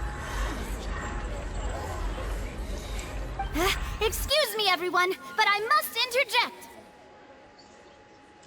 Miss, I must ask you not to shout, and to respect the ongoing legal proceedings. Oh, come on. Don't be hasty. I have a good reason for interrupting, you know. Now, would anyone here like to take a little break from all this debate and see a little magic? I'll show you an amazing trick. One that can bring a young woman who has disappeared back in the flesh, right before your very eyes. Please, what in the world is she saying? No offense, miss, but miracles like that are beyond my scope as a magician. Come on now, don't be silly. Magic is all about misdirection, isn't it? It often conceals the truth while presenting a facet. But once everyone believes the illusion, can't magic reveal the truth to them once again? And wouldn't such a trick be the most marvelous finale to today's performance? Come on, Lenny and Lynette. Give it another go. Don't worry. Spina di Rasula has made the necessary arrangements on your behalf. But, as the magic makers and stars of the show, I think I should leave the final performance to you. I understand.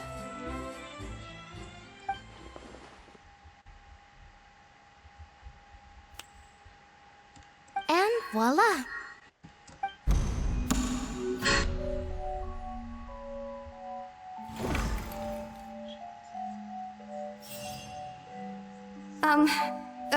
Sorry for the interruption.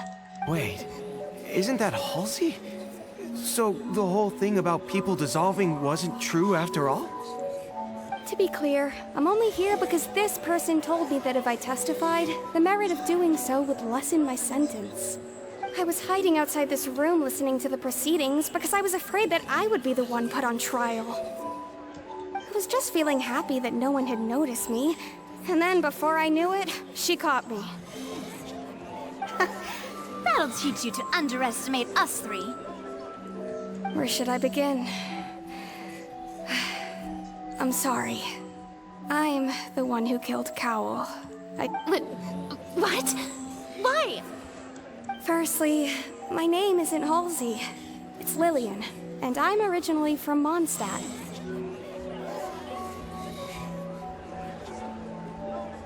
I heard that Linny's show was gonna be a real thriller, but I missed the chance to buy a ticket, so I stole one.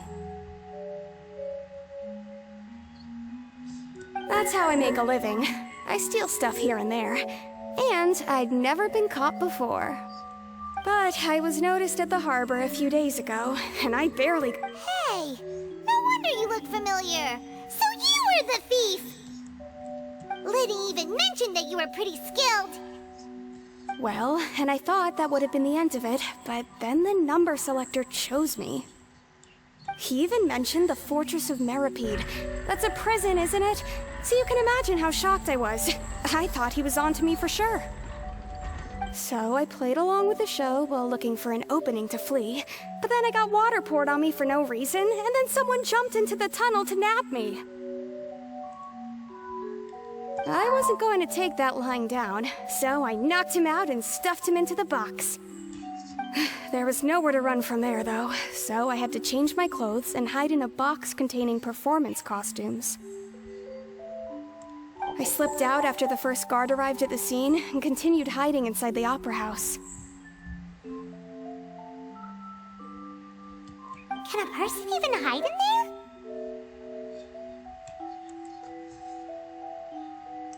But I swear, I didn't know that the water tank would fall down. Really, I swear it. Had I known that, I wouldn't have put him in the magic box. I may be a thief, but I'm no killer. Well, that makes everything pretty clear now, doesn't it?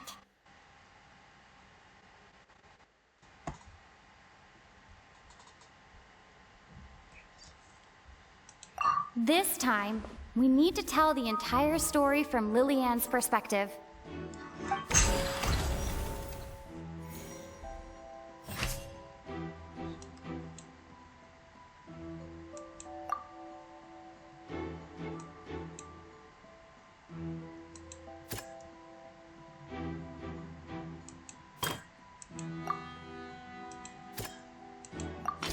The flower vase was not broken to cover anything up, but was smashed during the struggle between Lillian and Cowl.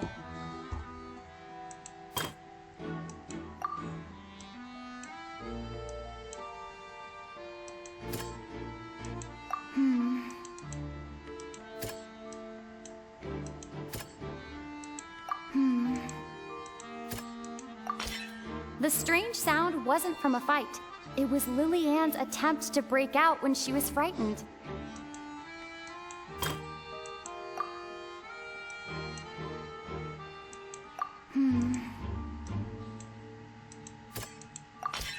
Lily-Ann was afraid that she would be recognized if she left, so she changed clothes and hid, biding her time. Just what one... And it's Ace Detective Paimon time! Having been selected out of the blue, Lily-Ann panicked. Her panic only intensified after she entered the tunnel and had water poured on her head. So she kicked the door open, producing the thud we all heard. Hearing the commotion, Cowl leapt into the tunnel, only to discover that he did not know that Lily-Ann was not from Fontaine, but was a thief who, mistakenly believing that the water from the primordial sea needed time to take effect, he tried to force Lily-Ann back into the box. The two broke the flower vase during the struggle, but Lily-Ann came out on top, knocking. With no way of escaping, she changed her clothes and hid in the costume trunk until the performance ended.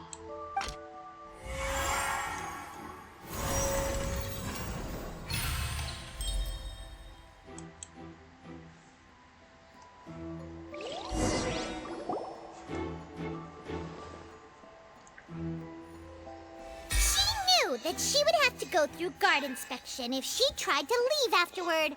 So, she has been trapped in the opera house these... She had already become desperately hungry by the time we were chatting over macarons. So, she swiped 2 of them right under our noses. Talk about a sneaky thief.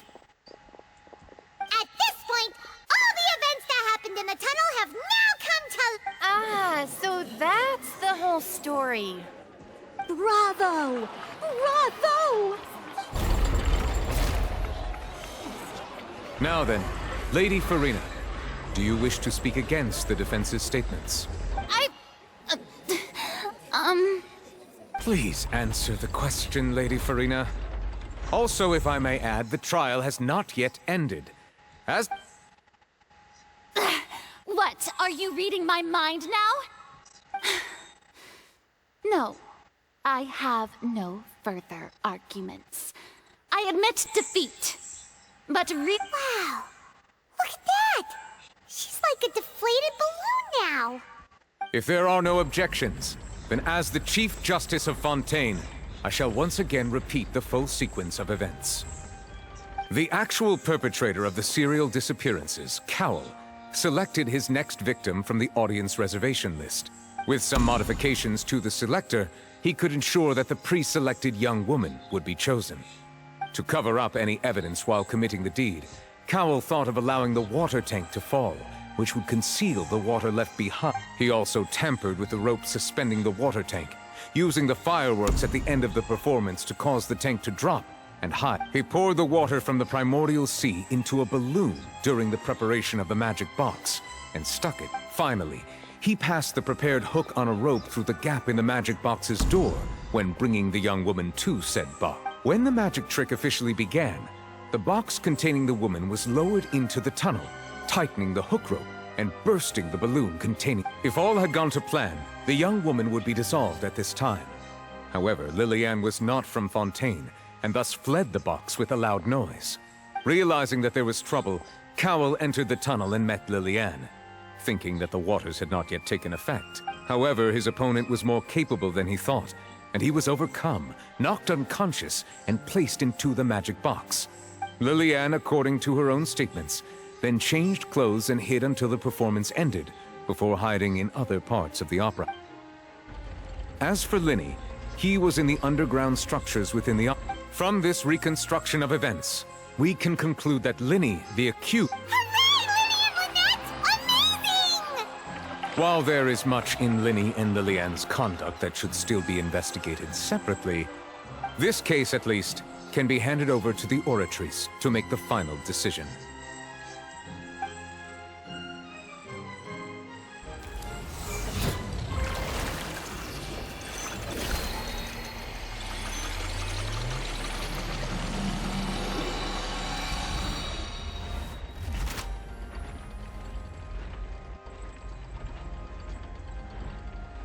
As such, Linny and Lynette are a...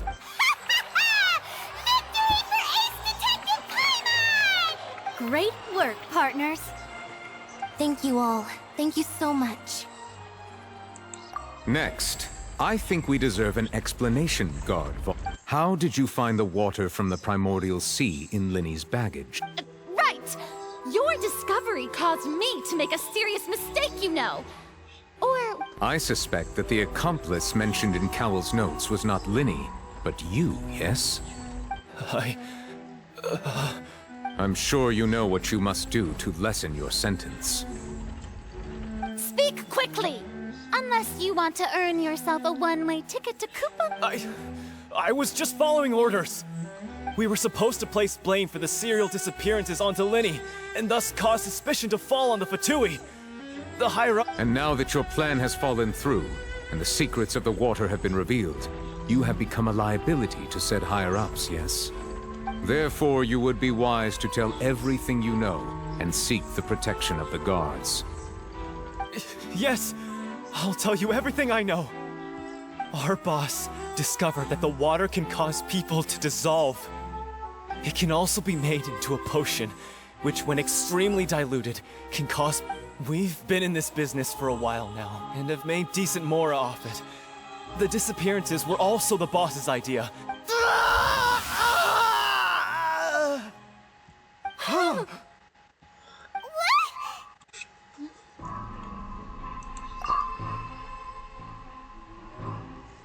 And now he can no longer talk. Such ruthlessness. I shouldn't have expected any— An outrageous act. All present, please submit to inspection immediately.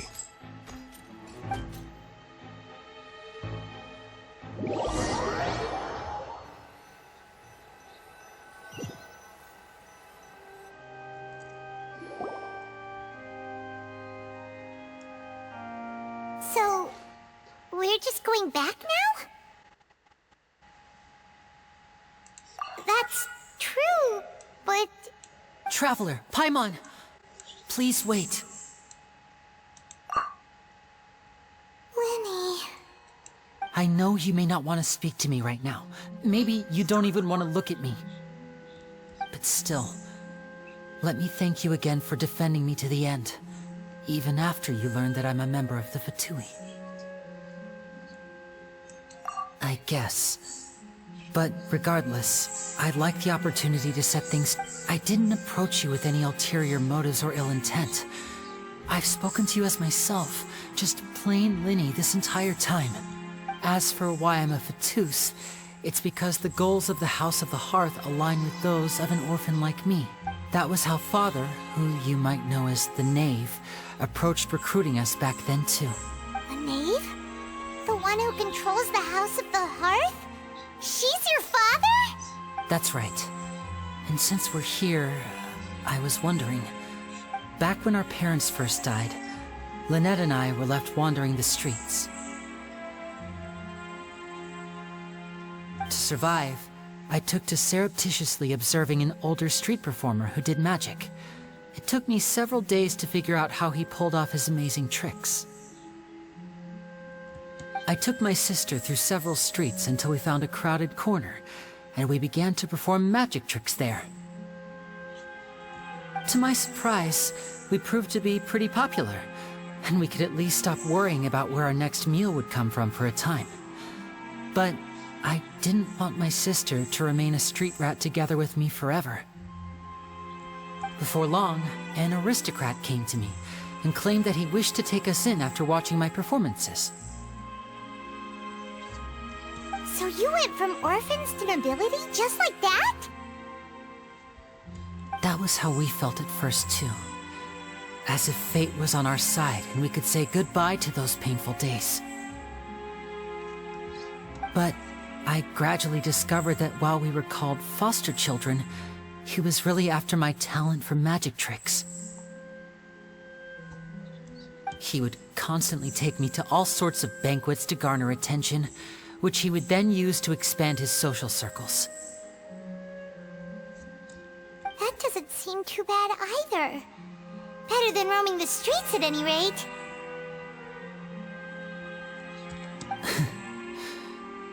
took a while for me to realize just how dark his heart really was.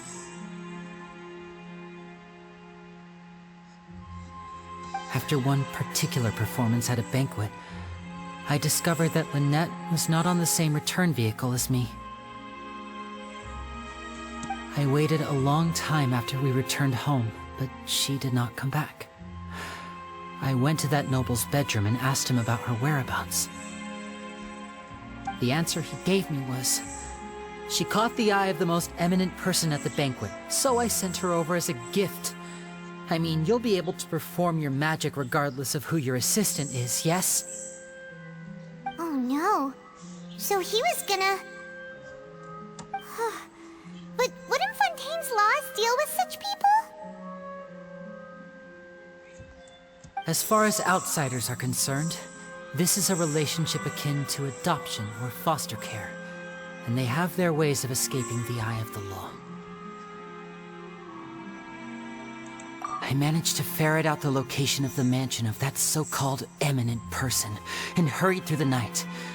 But by the time I leaped over the walls, avoided the guards, and made my way in, all I saw was the moonlit ground covered in blood, and the knave standing there in the darkness.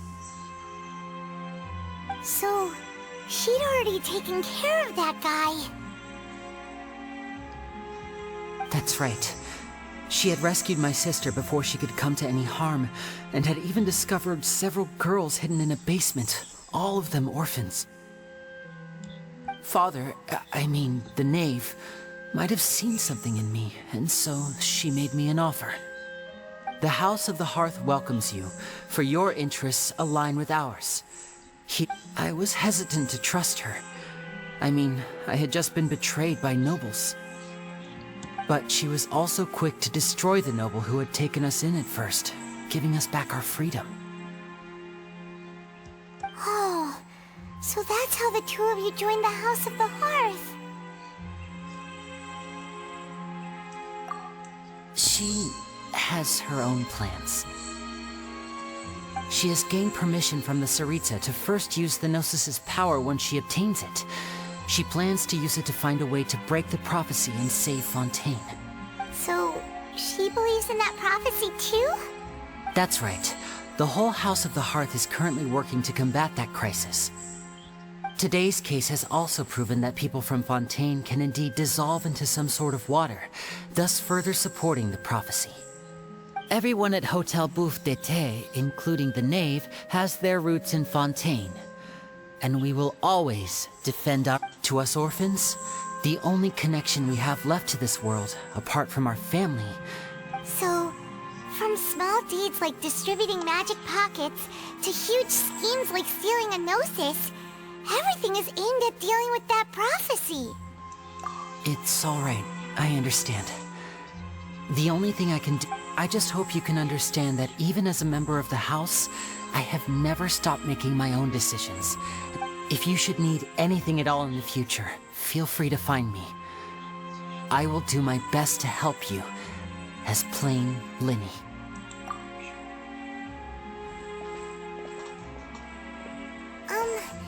Bye, Linny!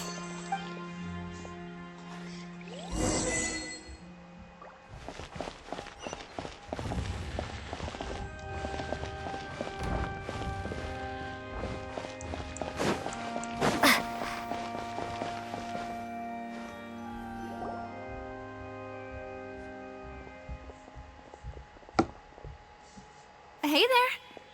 What was with the disappearing act you pulled right as the trial ended? Were you looking for us, Navia? Well, this whole thing isn't exactly over, is it?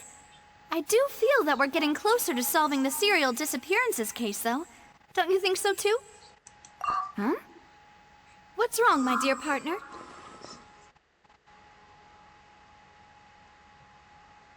Besides, are you sure we're the ones who can crack a case that's been cold?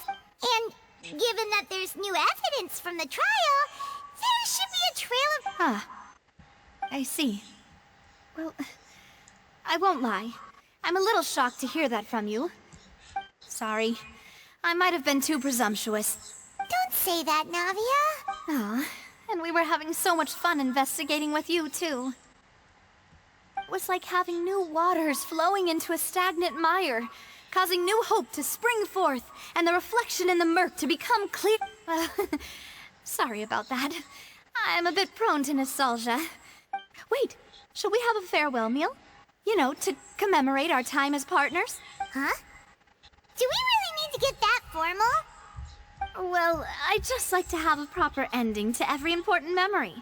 That way there are no regrets later. Anyway, it would just be a meal, so it shouldn't take up too much of your time. You don't have to twist Paimon's arm. If Boss Navi is treating, count Paimon in! Oh, wonderful. In that case, why don't we return to the Court of Fontaine and head to the Hotel de Boer? All right then.